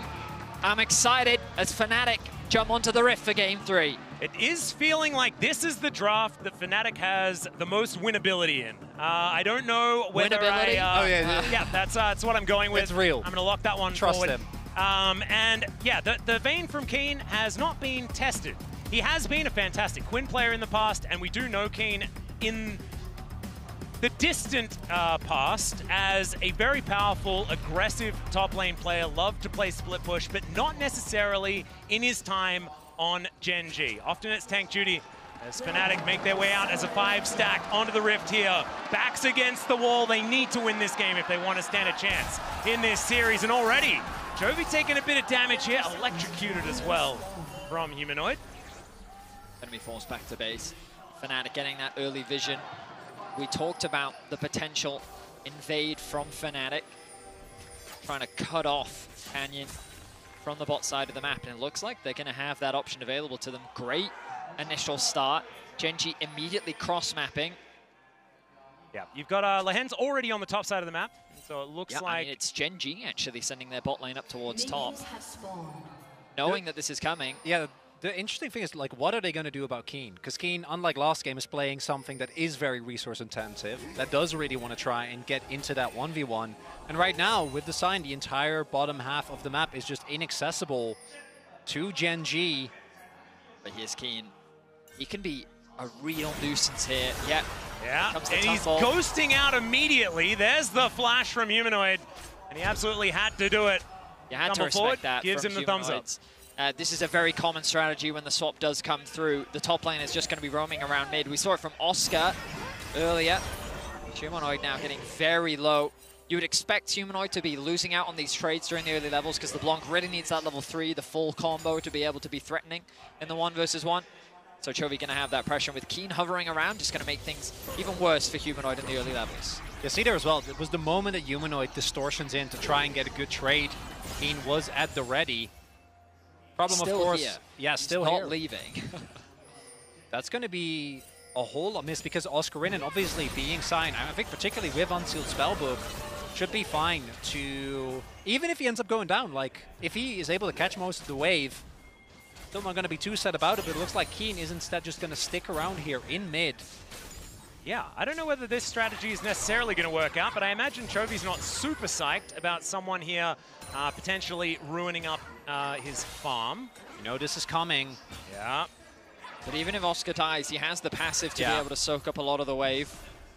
That's why this Sion is so incredibly powerful as he does charge up the Q. That is going to be the go button, and there is first blood going over to Pays. And he just melted. Only level 1 here for the Sion. Now just trying to take at least the cannon. Will be able to get it. He's going to get a lot of the wave too. Level 2 secured. Keen going to soak up some of the farm. But of course, as we know, the bot lane tower is more susceptible to TP back in. For those that didn't get to watch the finals, Broken Blade did this exact thing against Fnatic, where the Sion just kept getting dived. It was Fnatic diving the Sion. Oscar's very familiar with this. Yeah, level 2 now, but he's still so incredibly squishy. The flash has to come out here from Canyon. As this juggle is not the greatest, as finally they'll be able to take him down. It was an execute onto Lehens. And so still not on the board yet for Fnatic, but Oscar is trying his best. So big things here. Oscar is level 3. Was actually able, thanks to the passive and even with the TP back, to take a ton. But when it comes to the goal, because of the kills going over the Dingy and no kill actually being picked up on Lehens as he was executed, gold, at least for now, favorable, but I think the experience might be a little bit tough here. Keen just now hit level 2, but won't have sums available. I mean, crucially, Oscar's going to be able to go back to top lane once again. And it's true that Pei's off to a fantastic start, being able to secure those 2 kills. But I don't think Fnatic is too concerned about it. We'll see if I'll eat my words soon enough, given that Illusion starting off this strong is always going to be a scary thing to have to deal with. But we look back at this, and the tower just does so much damage. It stacks up so quickly. There's the second shot onto Canyon, the third one onto a level 1 Keen, and then the fourth one onto Lehens means that... He definitely didn't think he was going to die. He did not think he was going to die. It was just the one shot. Yeah, and it was stacked up about 1,000,000 times because they had to spend so long underneath that turret. So nicely juggled there by Oscar, able to stay out of the way, avoid death, even though we saw that burst damage was absolutely massive. There's a flash from Jun, though. Immediate cleanse from Pei's just to stop that slow from coming on through. And yeah, the bubble is now down, and Pei's should be taken out. That is the shutdown onto Noah, and Fnatic making exactly the play they needed to. Colossal mistake there from Pei's, giving over a shutdown to the lethality. Varus Jun arriving in the right time just as Pei's dashes in. Lehens tried to use the bubble to speed up Pei's so that the trade wasn't as bad. But as a result, Fnatic now with a gold lead. I mean, Jun with such great awareness, knowing that the flash was burnt. Remember, weirdly enough, this was all set up by Oscar. Yeah. 4 flashes were burned in the top lane trying to dive this man. Jun knew that, and so the second that they overstep in bot lane, level 6 for humanoids. Yeah, going to be able to stop the flight here from Chovy, who has to flash away. A lot of respect given here as he gets the 25 gold from the clone. It took 2 games, but they're warmed up now, boys. I reckon they are. We're seeing this level of aggression from Humanoid. He finally gets revenge after game 1, where Chovy forces the flash out from him. Level 6 ticked over for Humanoid. He gets that summoner spell out from Chovy. And Fnatic playing with a level of confidence in this early game that we're yet to see from them in this series. Something we also haven't really talked about yet is that the repeated dives from Canyon left him very low. He wasn't able to take a large part of his own jungle, so Razork has been able to pick up a huge lead when it comes to the experience as well as the CS. He was about to level up. He's going to hit 6 and have a big window there, although looks like Genji is just going to look for the cross map here with Canyon picking up the grubs, and the early Drake going over to Fnatic. Yep, so they'll take the first Cloud here in this game. Not going to be a Cloud soul, that makes me sad, but we'll see exactly what soul opportunities we will have as this Dragon does go down. Keen finally getting what he wanted, gentlemen. Some free time here on this top side, but Oscar has been set up rather well in this early game. Still holds himself a decent looks like CS a dive advantage. to me, boys. Oh yeah. 4 versus 2 here, but Noah taking too much, and he will be taken out. Pei's answered as well, but a 1-for-1 is not what Fnatic were looking for still. Lehens should be taken out here, and it's a double kill for Humanoid. Exactly where they want that money to go. A misplay from Noah to start off the dive, with Genji being able to get something back, but they convert it into 2, and it's Humanoid that secures both of those kills for Fnatic. A perfect position for the LeBlanc to be as we approach 8 minutes into the game. It's going to make it so much harder for Genji to play out these side lanes, as this is what we've been talking about, the issues of Genji, and even with Noah messing up, taking aggro as he gets bubbled, ends up going down with the final turret shot. But with Humanoid still there, having sums available, and Razork hitting 6 off of that as well, more than enough damage available to get this LeBlanc even further out. Chovy, because of the earlier flash force, because he had to base, not able to actually make an impact early on. And also, to be fair, if there's a LeBlanc and a Zinzao that are out on the map, you can't really roam in good conscience. And Fnatic actually building up an early lead here. Yeah, looking pretty nice so far. As Chovy just trying to stand his ground, does have his giant spell now completed. That Rylai's on the way. A bit of added tankiness, I guess, but he's not going to be that huge dragon that we were talking about in game number 2 for quite some time. And I love what Fnatic has as far as doing battle in this mid-game before the dragon really becomes that huge threat. As Oscar going to get stunned into the wall here momentarily, but he is, yeah, just pretty tanky. He'll be all right. Oscar sitting with the Ignite right now with the spell book, knowing the situation that he's in. Needs to get a base in soon as Canyon hovering around bot. That's a flash onto Noah, the tidal wave to layer the CC, and Lehens bubbles him to death. Canyon tanks up the turret for a little longer than he wants to, but Noah is just being targeted here by Gen.G. Oh, the confidence from Canyon there, knows that Noah doesn't have his flash because of the earlier mishaps. Chovy! Take your dragon for a walk, and Chovy's gonna be wiped out. Razork's the one that picks up the kill, and now Pays in a bit of trouble himself, although it is just Jun. And now looking for a little bit more. The culling is going to come on through, and even with the barrier, that is not going to do it. Lehens, stop it! Stop it! He will never stop Atlas, we both know. We know that, yeah. Lehens accidentally takes his, Humanoid doesn't have his flash. Yeah, Keen coming down once again. The Contempt coming on through as now Humanoid trying to run his way out. Does try to be a little bit tricky, but they found the right one, and that is going to be the kill going over to the Vayne. That is not what Fnatic wanted. And just like that, the confidence gets cut in half by Gen.G. They find a kill in mid, they find a play in bot, 3 kills back to back, just like that. Gen.G have closed the gold gap and all of a sudden reasserted themselves in this game.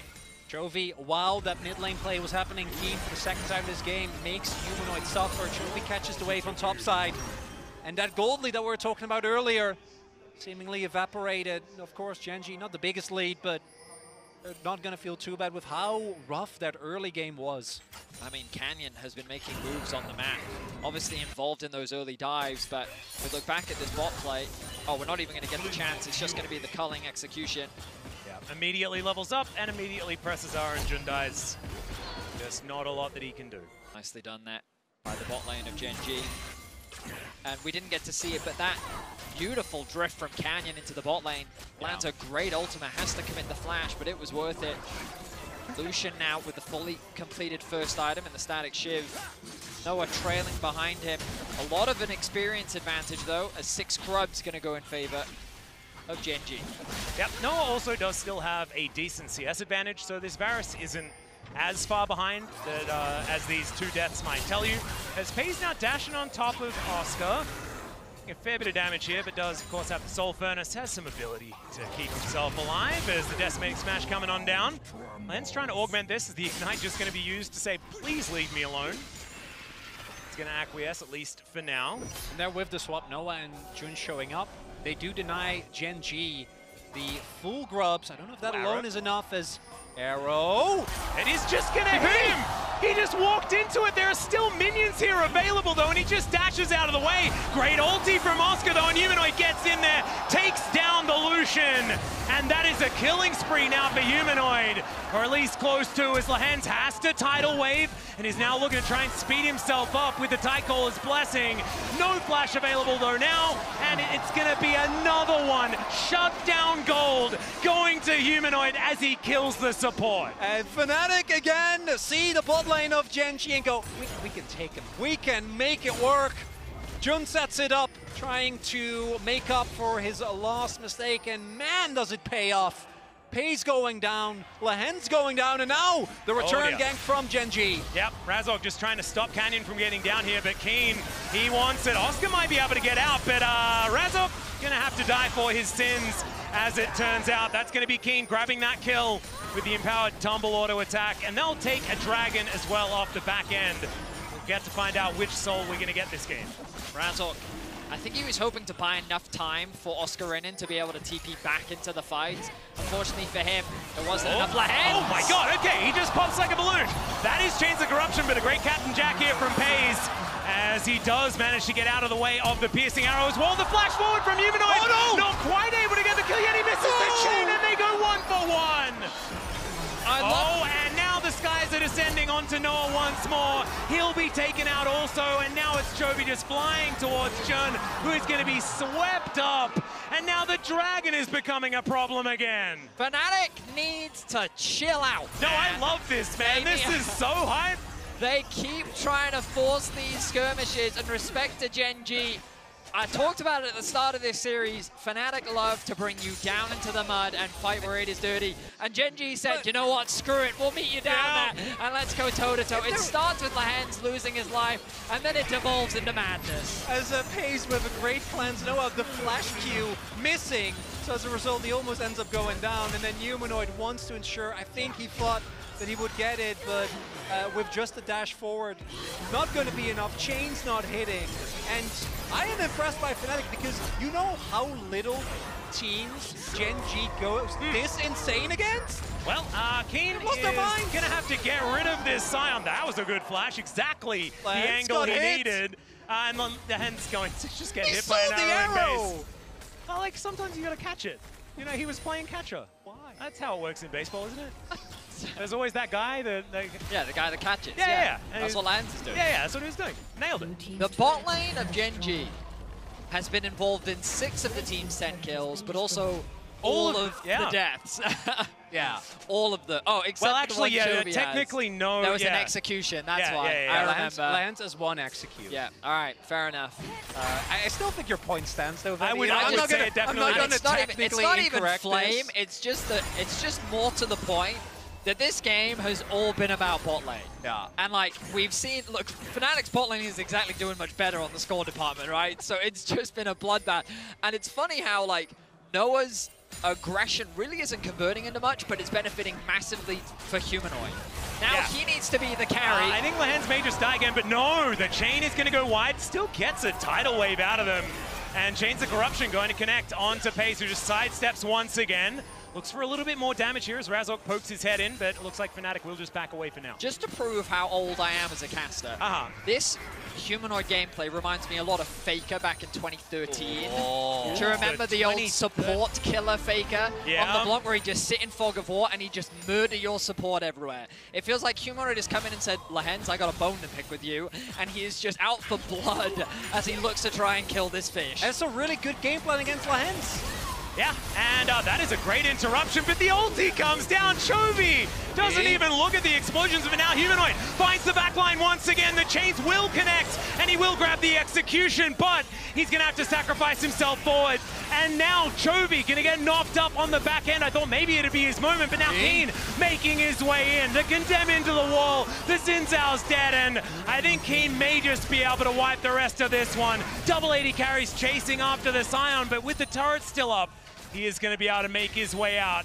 Gen.G, I think they're pretty happy down here in the mud. They certainly are.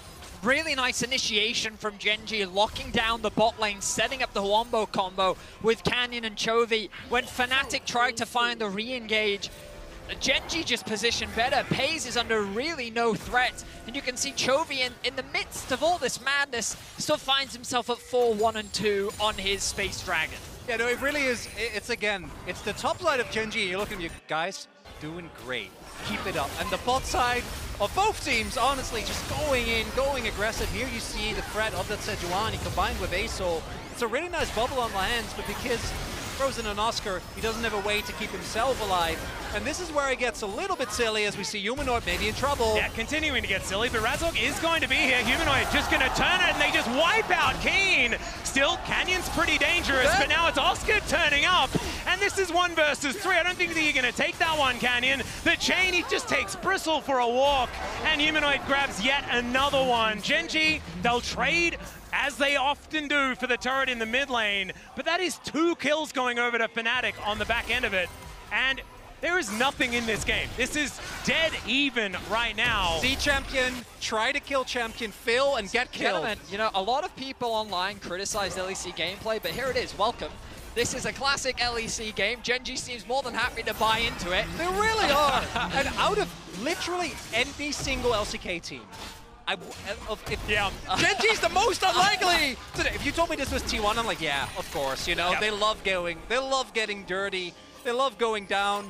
But in this game is kind of. I'm flabbergasted. I'm picturing Gen.G like backstage talking to Coach Kim and saying just like, They look like they're having fun. Like, can we do that too? Like, are we allowed to do that? Well, I guess the answer is yes, as Keen gonna take down Humanoid. This guy's descend on a Razork, and he is just in a blender. The double bubble was almost there, but the flashes going to come through here from both of the archers on the side of Fnatic. Oscar loses 50% of his health bar, but he also loses his mid laner and jungle, and that should mean the Drake going over to CHENGDU. Canyon Sejuani is just terrifying. When you pair that up with Chovy's Aurelion Sol, he's 2 levels up over Humanoid. He's almost going to make it 3. Even though Humanoid has been finding these kills, the farm just hasn't been there for him. Oh dear. Oscar, well, he's very, very tanky. Good sidestep on the bubble there as well. Now he's just looking for the opportunity. Lahen's going to spend some time in the sky, and the piercing arrow going to take him out. Just not where you want to be as a squishy army. I was waiting for the Humanoid to take that TP. That's the type of game that we've had. Nice punish there, and yeah, it's good that you highlighted because yes, Humanoid has found himself 8 kills, but he's still only 400 gold up on Chovy, who is going to be, as we've seen in these team fights, such an insanely big issue to deal with. But also, FaZe is like a full, well, BF sword over his lane opponent. We talk about how chaotic it's been, but FaZe has still been finding a lot of kills and resources. Humanoid, bro, I don't. Oh, actually, that one was fine. He wasn't punished for that. I thought that's what the engage came off of. Oh, this is what the engage came off of. This is what I mean by the aggression is not tempered with Humanoid. He is trying everything in his power to find these fights. From an emotional point of view, I get it, because he's the fed one. He's the one who needs to do the damage if they want to contest the objective. But in practice, Canyon probably not the guy that you want to try and do that Probably to. not.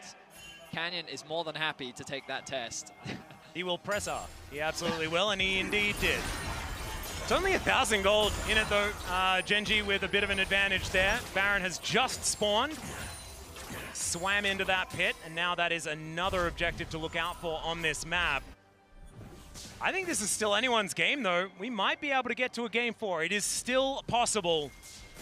I do want to highlight though, and this is something that has been very consistent and I think is a really big problem, particularly when you have champions like LeBlanc who thrive in Fog of War and in picking up individual targets, is that the mid lane turret is again standing. As Canyon is, he's mercs, he's fine. Yeah, point blank arrow, not exactly something he cares about too much. But it means that you have so much less pressure in the mid lane. You're also playing into Lucianami, who is one of the best tools to consistently keep those mid lane waves cleared and pushed in. Oh, there's another singularity. The ulti actually comes down as well, but it's only under Razork. Fnatic gonna eat that. It's not too bad. Keen still sitting bot lane, doesn't have TP, remember. This could be a good fight opportunity for Fnatic. Yeah, they're all just taking the Hex Gates over, all 4 of them. Oscar on the bottom side of this fight, but now he's 1v1 against FaZe. Dashes his way out, good tidal wave onto the bubble. Going to connect as well, but where's the follow-up? It's the Dragon. 4 versus 5! Yeah, and Humanoid's clone gonna come on through. They're taking more base gates. Keen doesn't care. He's taking down a turret on the bottom side of the map. The Baron gets mad at Noah, and now the culling comes on through. Good flash from Razork. Gets him out of the way of that one, but he won't have that tool now available. But Keen is still pushing. He's been pushing this whole time. If he's able to get this turret, he's gonna be sitting on what, like... he's been sitting on this Phage and Mantle for a really long time. He doesn't actually get it, but one more wave as... Oh! Arrow gonna connect! And Humanoid able to catch up. The Vayne should just explode. Just another spell is necessary here as the Ghost, the tumble, and he's looking to get himself out. There's the teleport coming in, and Keen's now turning around. Chovy is just flying after Humanoid. And I think they've safely saved the Vayne. Saving Private Keen on the bottom lane. They got him out, guys. Oh my goodness, guys. TPs, if they're up, they're not going to be up for long. I can tell you that right now, and I want to draw your attention. Humanoid's TP coming up in a few. Hey, you know, Oscar Renin has Spellbook, so it's a That's trade-up. true, It's a trade-up, Eddie. I mean, what an exciting game. I know that Fnatic were not considered favorites coming into this matchup, but they definitely have been delivering in a way that I did not expect. Humanoid has to commit both the W and the ulti, which means he kind of runs out of steam here, but he knows his cooldowns are up soon. If he can just get in range, which forces Keen to use the Ghost, we returned alive. The Dragon spawns in a minute's time. Dragons are primarily in CHENGDU's favor, but with the Herald secured by Fnatic, they're going to drop this mid to see if they can gain control. Yeah, that mid turret actually absolutely massive as well. Gives Humanoid so much more space to play with. As Jun is going to dive into the Herald and then really does not want to do that. The ulti comes down once again from Chovy, knocks up two, but Razork now going to try and go for the counter engage. Humanoid gets in amongst it as well, as Keen is his target, and he can understand why. The culling just softens up everyone though, and now Fnatic has to get out. That burst damage, just absurd. And the flash forward from FaZe, he does not want to be executed, and he will not, because Humanoid is now dead. Noah suffering the same fate. Keen just doing some Bane things here in the middle of the team fight, and Noah is actually going to survive. That's a 1-for-1. Razork on the flank, I think he can't go for that engage. The Dragon is open for Genji's taking, but remember the respawns are going to be coming through. No TP available on Humanoid means that Genji should be able to secure it. I love that he's looking for it though. Razork's like, come on guys, we got another one in us, but it's not enough. And unfortunately for Fnatic, this feels like yet again, the fight feels even, but mid lane turret goes to Genji. Hextech gonna go to Genji unless Razork can make it over, but he might be able to with the blast cone. Yep, should be able to get in here as, he didn't have flash, so like if he goes in and dies, it might set up Baron, so I get it. Decides not to take the gamble. It felt like the kind of game where he'd just get in there and hope, you know? As we'll check it out once again. The ulti comes down once again. 4 versus 5 initially. Jun gets chunked very low, but Fnatic, looking at the HP bars, thinks it's good. But pays with the culling, melts through Fnatic, and then look at the devastation here. The passive combined with Nami melts through Humanoid. I think it's the Liandry's, the Comet, the burn from Red Buff perhaps, who knows? Or First Strike. It could have been any of them. And then Keeney just overstepped slightly. He thinks he's got a kill on the Noah. He was trying to headbutt him, I think, with the tumble. I tumbled into a Varus Q. Yes, he did. Yeah. He would have had the kill had the tumble gone through, unfortunately for him. And it didn't quite finish. Yeah, he was trying to counteract the arrow with his forehead, and it didn't quite work out. Somehow Noah has a bounty. All right, well, there's another ulti to connect. And there Noah it goes. is very dead. That bounty that you were talking about immediately collected. So glad you spotted it, Vanny. Otherwise you might not have known. And now Chovy once again breathing, but Humanoid wants to stop that. He's going to have to get out of there, though. Good crescent guard from Razork to keep his distance from Genji. But they are still bearing down on them, and now Keen's running amok. Once again, he gets into position, but the chain is fantastic. They've got too many threats, though, and it's now FaZe that dives on. Manages to kill both of the solo laners, and I think that should be Baron here for Genji. Fnatic, they just get hunted down. Genji, 5 members strong. See the Baron, and there's going to be no one standing in their way. A convincing team fight with Fnatic having no answers mean that Genji is poised to sweep the series. Here it starts off Noah. Canyon, they're Nice getting smite. the smite on the edge of night, right? Noah feeling safe, has both summoners available as well as his spell shields. But against Canyon, that unfortunately isn't enough. And the amount of extended chase that you have with Nami, Aurelion Sol with his slow and singularity, and a Vayne passive, like you're just not going to get away. If you're committed to a fight, it's going to be to the death. And unfortunately for Fnatic, in this case, so much damage available here. Yeah, if he doesn't tumble into Varus Qs and dies, Keen gets just... Yeah, if he's 1v1ing a Scion on the side of a fight, he's getting the Silver Bull procs, man, but also farming the stats. FaZe is just continuing to get stronger. 8-4 and 7 now the kill score. Remember, he was 4-4 and 7 earlier. He's only continued to get stronger. His positioning in these fights has been fantastic. And Fnatic now find themselves once again with their backs against the wall. It has certainly been, the big story for me in this series has been the fact that FaZe has stepped up so much in comparison to his previous domestic performances. But now, speaking of stepping up, that is not what you want to be doing as Oscar, and he is going to be taken out here by Chovy. Another kill under his belt, and the skies descend onto Fnatic once again. Razork going to be taken down exceptionally low. The turret will now be taken in the mid lane as Keen is just getting things done. That should be the execution, and Humanoid's able to take down Canyon, but he's sacrificing himself for it. The 1-for-1. They might be okay with it. I guess he's going to take something, but I think, yeah, Keen is just taking names and turrets all across this map. He just presses up on Nico's stealth, and he just wipes the floor with them. Both the mid inhibitor and the bot inhibitor will be taken down, and this should be the series here for Genji in this moment, as they're looking to move further forward in the upper bracket here at MSI. The LCK first seed proving they look like exactly that. A dominant game 3 from Genji. as they cement themselves as one of the favorites for MSI. A messy game 2, admittedly, but games 1 and games 3, they showed that they were willing to get down and dirty with Fnatic, and they were able to come out on top every time. Yeah, that's the big thing. I think game 2, definitely the closest, but even game 1 and 3 for Gen.G standards they were so happy to scrap. And it's something that I think made the series the expected result, I think, for many, the 3-0. But the way in which we went about it, I think, was very different from what we expected. Expecting much more of the traditional Gen.G style, where they slow down the game. Not much slowing down. I don't know how many deaths Lahens had. Was it like 6, 7, 8? It was a few.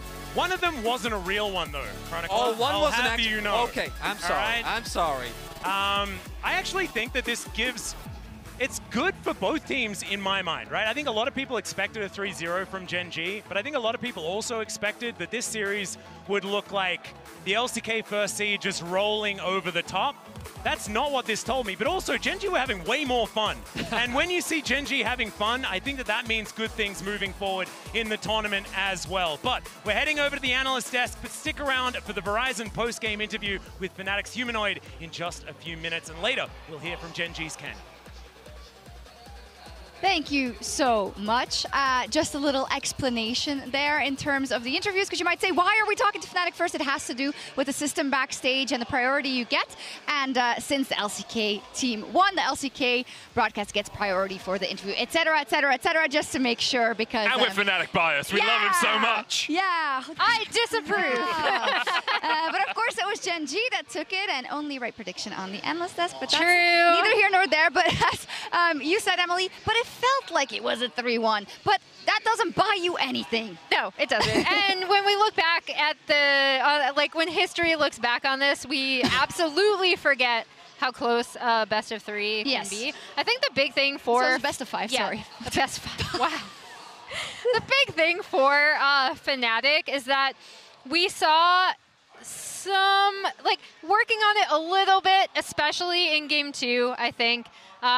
When we did see in a few of those fights, they were a little bit more patient. They were able to wait things out, as we see a few of them here. But I think the big thing for Fnatic, for me, in watching them in LEC, watching them especially in the LEC finals against G2, a lot of these situations, they have a really good, like, fight or a really good run of gameplay where it's like, okay, you understand exactly what you want to do here, and then they overextend, and then they misjudge how much tempo they have, or they don't time things around resets well. And it's really infuriating because I feel like this team could be so good. I totally agree with you. It's the skipping the steps that frustrates me, right? And I think against teams in the LEC, apart from G2 and maybe BDS on occasion, you can skip those steps and you can just outhand your opponents afterwards. But against a team like Gen.G, you can't do that. There were some signs of brilliance. There were some signs of life in Fnatic. Game 2, the mid-game fights were very solid. Even their map movements were relatively clean. Game 3, I loved the fact they took the fight to Gen.G. But today, Gen.G were the better team, and I think that just came to the fore at the end of the day. Yeah, we see there that, of course, immediately Nightshare is reviewing a couple of things. I can understand, right? You're probably, especially as the coach, you're watching those games and you're like, oh my, there are so many little things. But it's Gen.G that comes out on top and showed us a couple of different looks. We also had the Vayne top. Maybe we would have sang a different tune if they didn't win that game 3. But Emily, overall, like, what you saw from Gen.G, and in terms of the curveballs they did throw Fnatic's way, or maybe Fnatic threw them their own way, who knows. But Sovereign, right? A 3-0, no matter the circumstances and no matter the pressure that Fnatic put up. Yeah, I mean, I think the big thing with Gen.G in terms of the way they played and why, again, I said going into this is going to be such a tough matchup for Fnatic, is just their, like, not only just Chovy's existence, but also the way that they play around mid-prio and pressure and use it to shut down the opposing mid laner. I thought it was going to be really difficult for Humanoid and Razork, who I do both think actually played pretty well. Especially in game 2, like together syncing up. And then for Gen.G, the other thing I was really curious about is how they would approach the swap, because like we said, we did see that delayed swap from them previously in the LCK, and I think they took to it really, really well. I think they showcased a really strong understanding of that. So since lane swaps, again, I know people hate to see this, hear this, but they probably will be the optimal strategy continuing going forward. Hang on. Gen.G showed Hang on, because I do see a lot of sentiments of the people going, oh, lane swaps, I hate it. Maybe they've been watching for a while, but I think when you look at these games, it is expected, it plays out a certain way, but it, to me, hasn't dampened my excitement around kind of the game that ensues. We converted you. Yeah, in this Lane series. swaps are cool. In this series. I think the evolution of lane swaps is going to be very interesting to watch, and when you watch better teams enact them, you start to see why they can be so impactful, especially the level 3 swap, which we see a lot with Lucian Nami, where you're just trying to avoid double Halo Blades in the bot lane. You saw, actually, even in this game, how a lane swap can go wrong and how that can then snowball through the game. Oscar Inen was able to survive in the top lane, get 4, well, he died twice, actually, but he was able to get more resources out of Genji, which then led to Humanoid and Razzle going bot, led to a 2v2 kill for Noah and Jun, and I love the intricacies of it, and I still don't think really our teams have fully explored what you can do in a lane swap. We'll see how that evolves. As I said, we'll get to talk to both of the teams we saw today, and we're starting with the Verizon post-game interview with Humanoid and Lore. Humanoid, thank you so much for joining me after this series. A rough one, but some close games. Well, how do you reflect on what happened here in the 3 games you had? I mean, I think we did pretty decent. I think, honestly, they were just insanely good. Like, I think we played good for how we usually play. So, and even then we got kind of stumped. So, yeah, they are just way better. I know that people often talk about Chovy and how he's insane, especially when it comes to laning. But facing off against him, what are the specifics that make it hard when you play against Chovy? I mean, I don't know the specifics, but I feel like he's for sure like way better than anyone I ever played in my life. So I think it's just so hard to like go on him because he always just, it seems like I'm never in range to do anything. But yeah, I mean, he was for sure just insane. His champions make more damage. That's not fair. That's not fair. I feel like there's a lot of positive takeaways though from a series like this. Anything that's going to help you moving forward? I mean, I'm happy that we play aggressive, and we play aggressive against any team, and we were kind of even close to winning some games today. So I think the takeaways are that we can actually play against any team and take games of them. So for the future, and I also think this team was probably, in my opinion, the best of the tournament. So I think against the other teams we can also win. And I know that 369 recently said in an interview that he feels like Western teams improved a lot since Worlds. Do you feel like you guys have been improving on specific game aspects when you match against teams like this? I think for us at least, we are for sure way better than we were last Worlds. I think it's not even close, and I think G2 is also better than they were. So I think it's for sure true. I think the NA teams aren't really that good though, so I think he probably manages EU teams, but we'll see. In that sense, and on that topic, you're going to face off against Team Liquid in the next game, and I know that your opposition, mid laner APA, had some strong words about EU. To quote him, EU is trash. Anything you want to tell him ahead of this game? I mean, I hope he's going to trash talk too in our series, because I can't wait to shut him up. Awesome. Marek, thank you so much for the interview, and good luck on the next game. Thank you. Excellent. I love that candid interview. Just being like, nothing worked. They're just so good. This is the hardest opposition I've ever played against, being in relation to the team and the way they played, and also the mid laner. And I think it's no surprise that our Oppo player of the series is Chovy. Although, I guess if it wasn't for the Vayne pick, perhaps we could have been swayed. But who knows? I think we were both middling between Chovy and Keen, and then Keen picked Vayne, and we're like, okay, we can't give it to a dirty Vayne one trick, you know? But Chovy's Asol is honestly such a delight to watch. Like, we brought it up at the beginning of the day from LCK Finals, and what a massive pick that was for him. We also, both me and Medic, are all of in agreement that Aurelion Sol is kind of broken generally. But also, watching Chovy play it is such a delight. Yeah, it's different still, right? Chovy is the best player in the world. I think watching this series, watching how he's been this year, he stands head and above everyone else, and maybe we'll see someone challenge him at the MSI stage. But for now, You can't give Chovy Azir, you can't give Chovy Aurelion Sol, you can't ban him out. If you ban him out, well then Pays gets something he's comfortable on, Keen gets his Cassante. He does so much for this team, and even in just the pure 1v1, a lot of people maybe will look at this series and be like, oh, Canyon camp mid, Keen camp mid in game 3. In the 1v1, Chovy was beating Humanoid, and Humanoid is on form right now. It looked like he played poorly this series, but I actually think he played around where we'd expect him to. It's just Chovy is just so damn good. I like the way you put that, and I think it's also, it's fair to say, right? He'll probably think he really did a bad job in the lane. Sure. Probably in the first 2 games. But who knows? For Fnatic, they're going up against TL in their next match. We know that already. And Gen.G is going up against Top Esports. So which one do you want to talk about first? Oh my god. All right. So Gen.G Top Esports is actually super, super interesting to me. I think just because if you're comparing the way, and obviously the caveat is I do think Gen.G have faced a stronger opponent in Fnatic than T1 faced in... Then Tez faced in TL? Or? No, I'm talking about T1 specifically looking at like overall the 2 LCK teams. Okay. Because I do think it's interesting. I think Gen.G have still showcased that they didn't necessarily have a similar like you make one mistake and then it's over, right? Like we saw in the T1 FlyQuest series. So I'll be really curious to see them going up against Top Esports, who similarly, I think, a lot of the things that Top do really well are not necessarily always apparent. I think sometimes they don't get enough credit for their, maybe not necessarily macro, you'd say, but like how they find windows for fights and like their knowledge of tempo and timing. I think their understanding of mid-game is really strong and understanding where they need to be on the map to catch their opponents unawares. And I think we saw Gen.G actually fall foul of that a couple of times in this game. Chovy, especially game 1, game 2, had those moments where he was caught out in a side lane being a little bit too greedy, and Top Esports are definitely a team that can punish that. On the lower side of the bracket though, TL versus Fnatic. It was promised. It was promised. I'm was. very happy we have NA versus EU.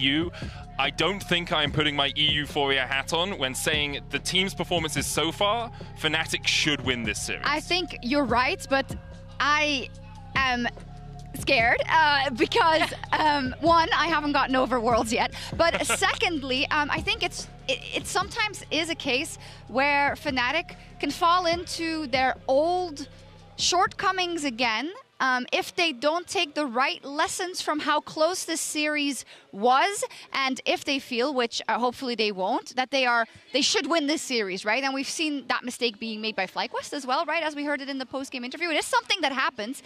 So I don't want to write TL off either because they have a lot that they can learn from their series. Yeah, I will say, I think the risk for Fnatic is that TL is a very good macro team. Yeah. And we saw it in their finals. I think FlyQuest did give them some good macro at times, but Fnatic struggle when they play into a team where after a fight, the enemy team will play vision well or move out on the map well. Fnatic aren't very good at clearing their sides, and they often take fights to the numbers disadvantage. TL will take good fights against Fnatic, so there is the risk that if TL play like they did in finals, Fnatic can lose that series. Yeah, I'm also really curious to see how they each play around their bot lanes as well, just because obviously Mako and Jackie Love are one of the absolute toughest bot lanes to go up against. And I do think when you're looking at Core and Yan, at least domestically, they were more than willing to play some of these pushing or like more aggressive bot lanes. So I'm curious to see if they end up taking like a Lucian Nami or something like that, right? So like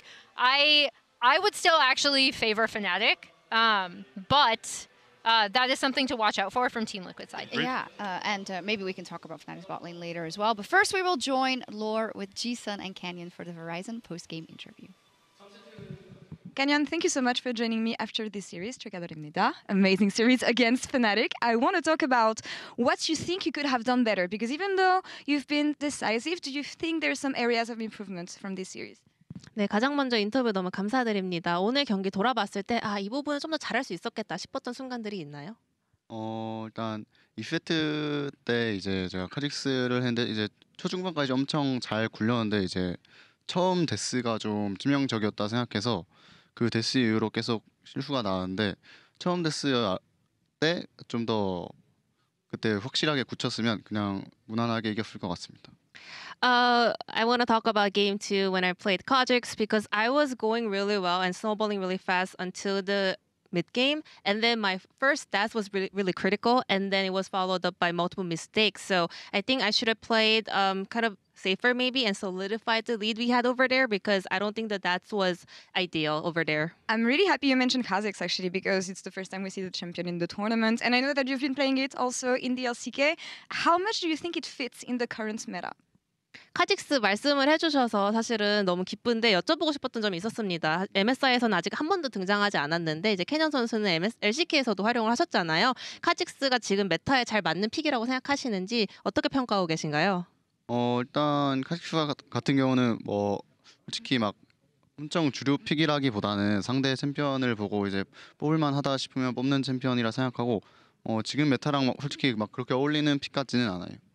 I want to say Kha'Zix is not kind of a mainstream champion. It was more of a reactionary pick. I mean, looking at the opponent's comp, and I thought Kha'Zix was the right pick there, but I cannot really say it fits the meta perfectly right now. And talking about the opposition in the series you played against Fnatic, I know that people often say that Fnatic can be a surprising team for the aggression that they have in game. What did you think of them? And is there anything that surprised you from the team?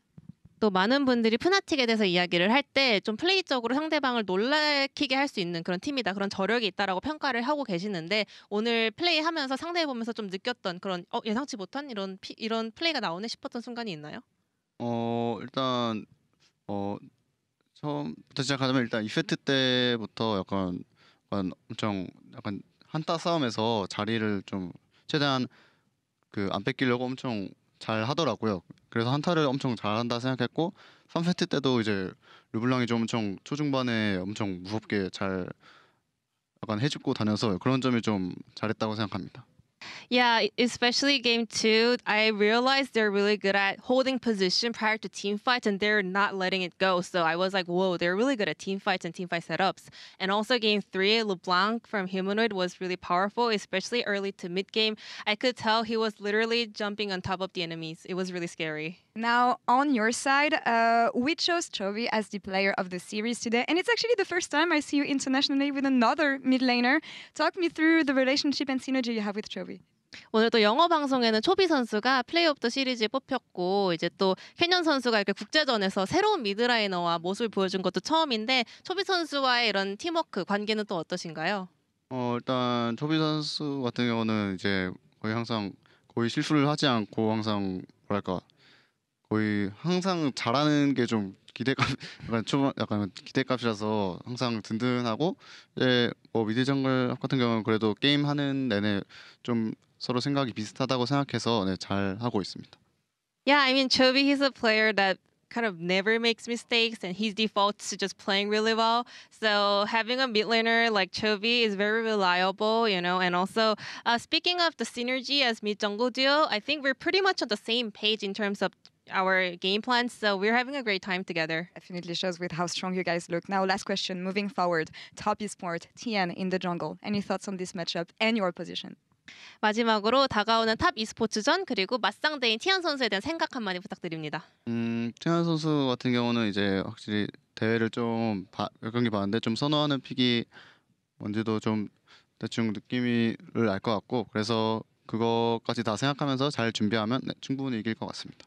I've been watching their games prior to this event and also here at MSI, and I have a little bit of a kind of grasp of what kind of picks he prefers. So if I can keep that in mind, I think we'll be able to have a great series together. Right, looking forward to this matchup then. 인터뷰 감사합니다.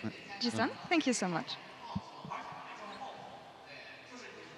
Awesome. Thank you so much. A lot of information, Canyon. I love that we knew that he was going to say game 2. Yeah. When Laura asked about, is there anything you want to say about the series? Yeah.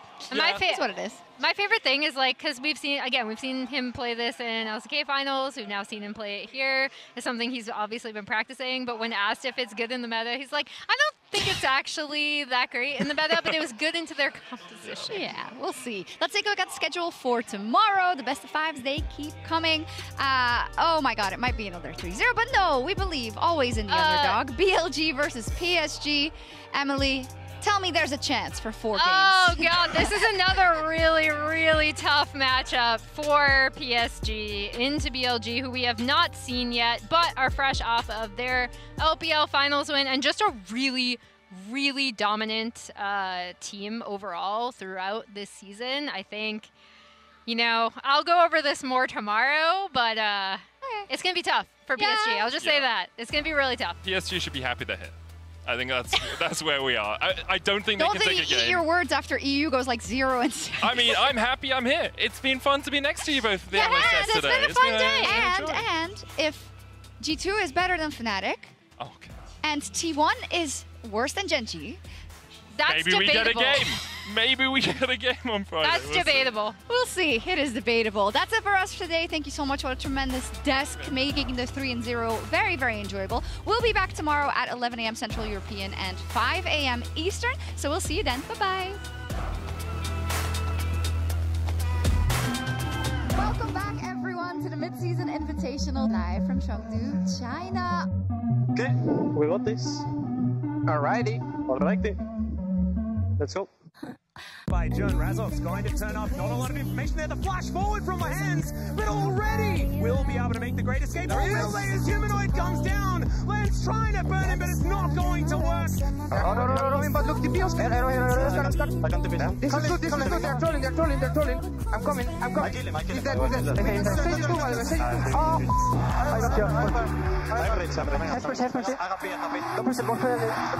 He finds two. Canyon's going to take down Jun to start this one off, and Humanoid is just thrown into the blender, and the LCK's #1 seed will take game one.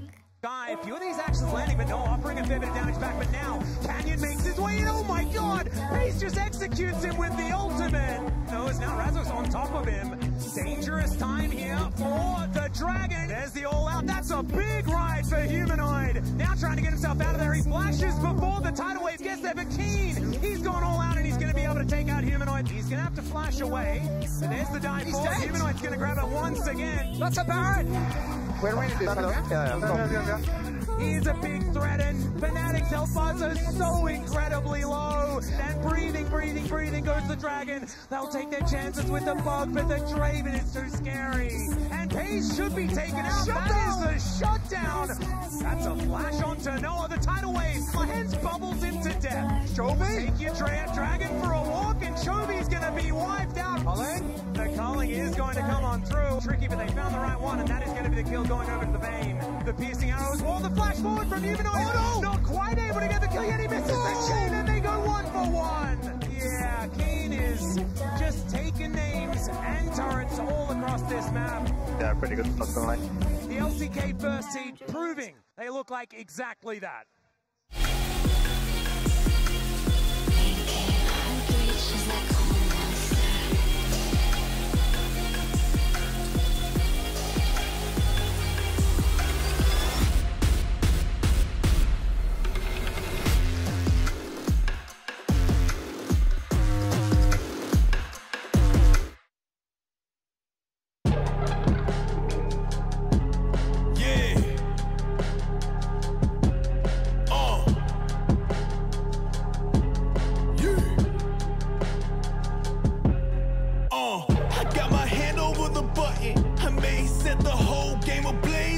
Touch it, I ain't stopping to drop it, roll on them. I ain't saying nothing, I guess nothing. I can feel the heat waves while I hover.